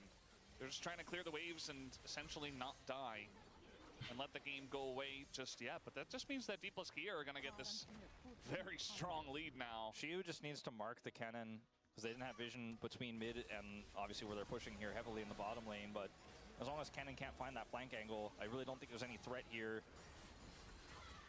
You can see already a bunch of damage is gonna go into Closer. He's just gonna flash away. They don't wanna play any part in these team fights right now while the Baron push is going. Yeah, but that might have been enough to really knock down this inhibitor turret. Still 30 seconds left on this Baron, and there's a cannon minion here. Peter? Okay, Peter gonna go for it, forces a couple of flashes, but might have to pay for it with his life, although Lucid just gets burned down. Nobody able to heal him up. As now Pyosik, the only one to get charmed, and Showmaker just on the run. You'd see a lot of damage done to the side of DNS, but they stopped the push for now. Someone had to pull the trigger, or that inhibitor turret was gonna go, and once it goes, the next wave hits. And so that was a really aggressive play, very high risk. And remember, tournament life on the line. Duckdom and Peter, world finalists. Duckdom walks forward to do the damage. Peter ends up hitting the Pop Blossom. And this is without Dudu. You know, if the cannon is here, this is an easy cleanup, which is why that marking by Shiu is so important. And Pyosik presses W here knowing, well, that's the end of that. But getting kills, getting a full wipe, that was never really on the cards. Defending that inhibitor turret, keeping that base alive, keeping that win con for D+ to grab this Infernal, or rather a Cloud Soul point through that bottom inhibitor is no longer an issue for them. And there's a window of time here for DNS to kind of clear up some of that vision, clear up some of that map control, and go again. Opting in, Dudu is for the Arm Guard, the third item. Not rushing a Void Staff or anything like that, just wants that extra playmaking here. Third item hit for Duckdom. LDR, so important at crushing this frontline Scion. Yeah. And of course, the IE is done for Smash and has been for a little while now. 80 carries here at similar power levels. It's all about that setup. Yeah, I mean, if you're D+ Kia and you've got Scion, Seraphine, as that's going to be a very nice arrow here in Pyosik, who already takes a ton of damage, does go up into the sky. Shiu desperately trying to ult into him and take out the big dog. He's not going to be successful in doing that, but Duckdom kind of in the front line here. They're looking to take him out, trying to block with the clone as well, as Duckdom is flying very close to the sun, but he's going to live, as now Showmaker desperately trying to get on in there, and he will be successful due to not finding the slicing maelstrom he was looking for, and it's only Closer. As waiting for a charm to come through, he is going to hit it. And the slows are going to come through. It looks like Smash will take him down for the triple kill as C+ take a huge fight. Despite Peter's best efforts to keep Duckers alive, he goes down. And D+, 50 seconds on the victor. They think they might have an angle here to look for the end. Showmaker backs, grabs the bloodletters, and Pioshik here has to do some shenanigans to buy time. I don't think it's going to be enough.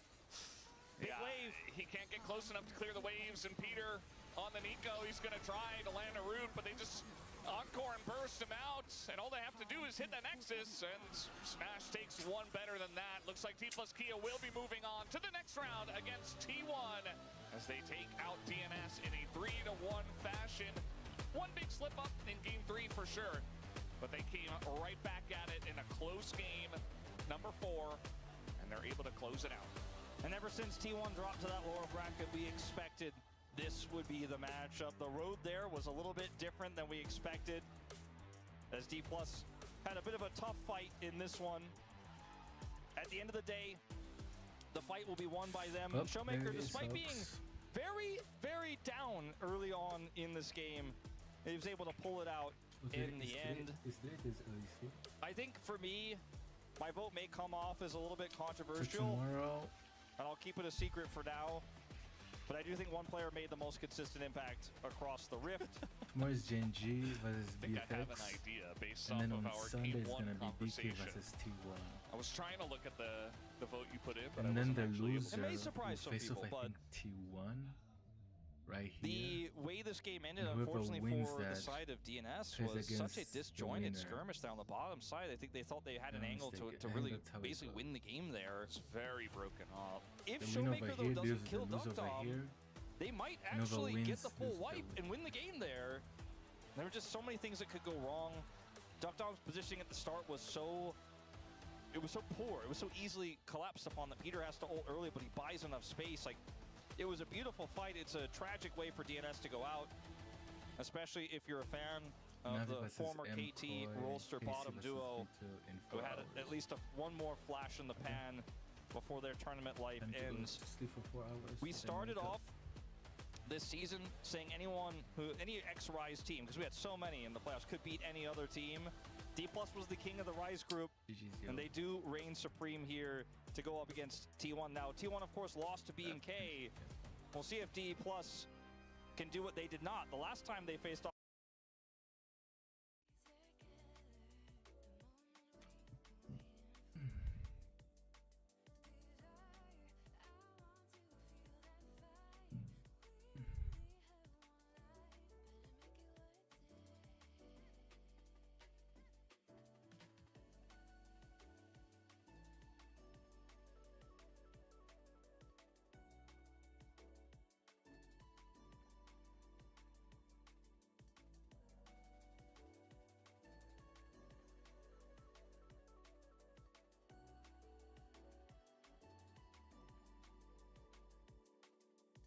Why is there a yellow one right? Oh. It's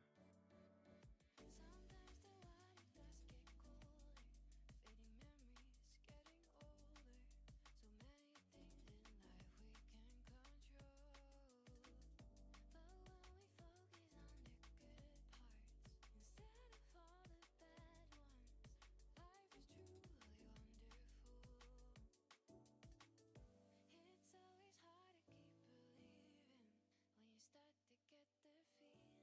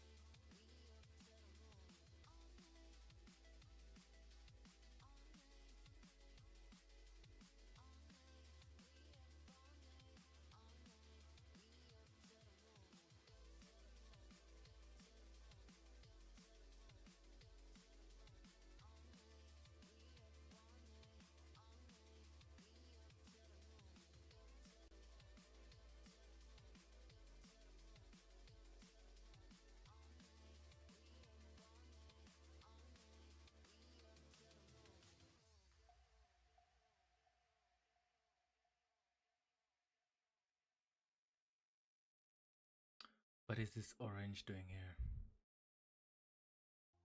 Oh my god.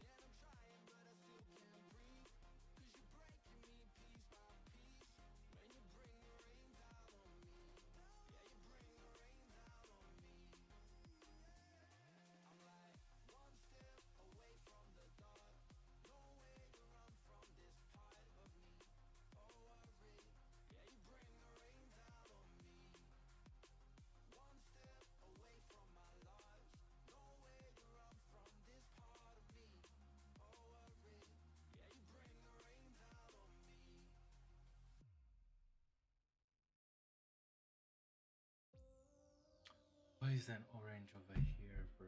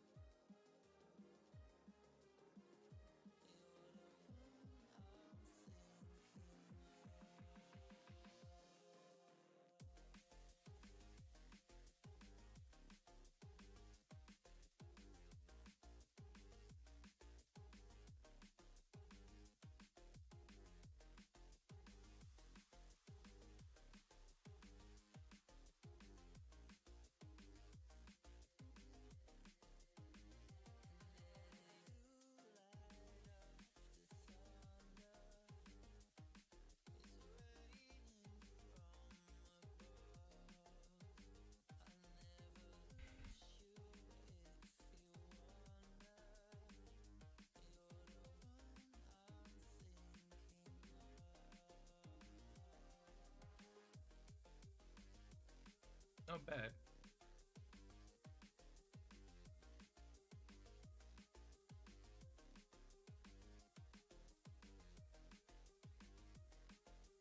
Alright. Time to go to sleep for 3 hours. And then I can wake up for Navi vs McCoy, KCNG2. Or not. I'll just watch the other player. Other than that, good night. Thank you guys for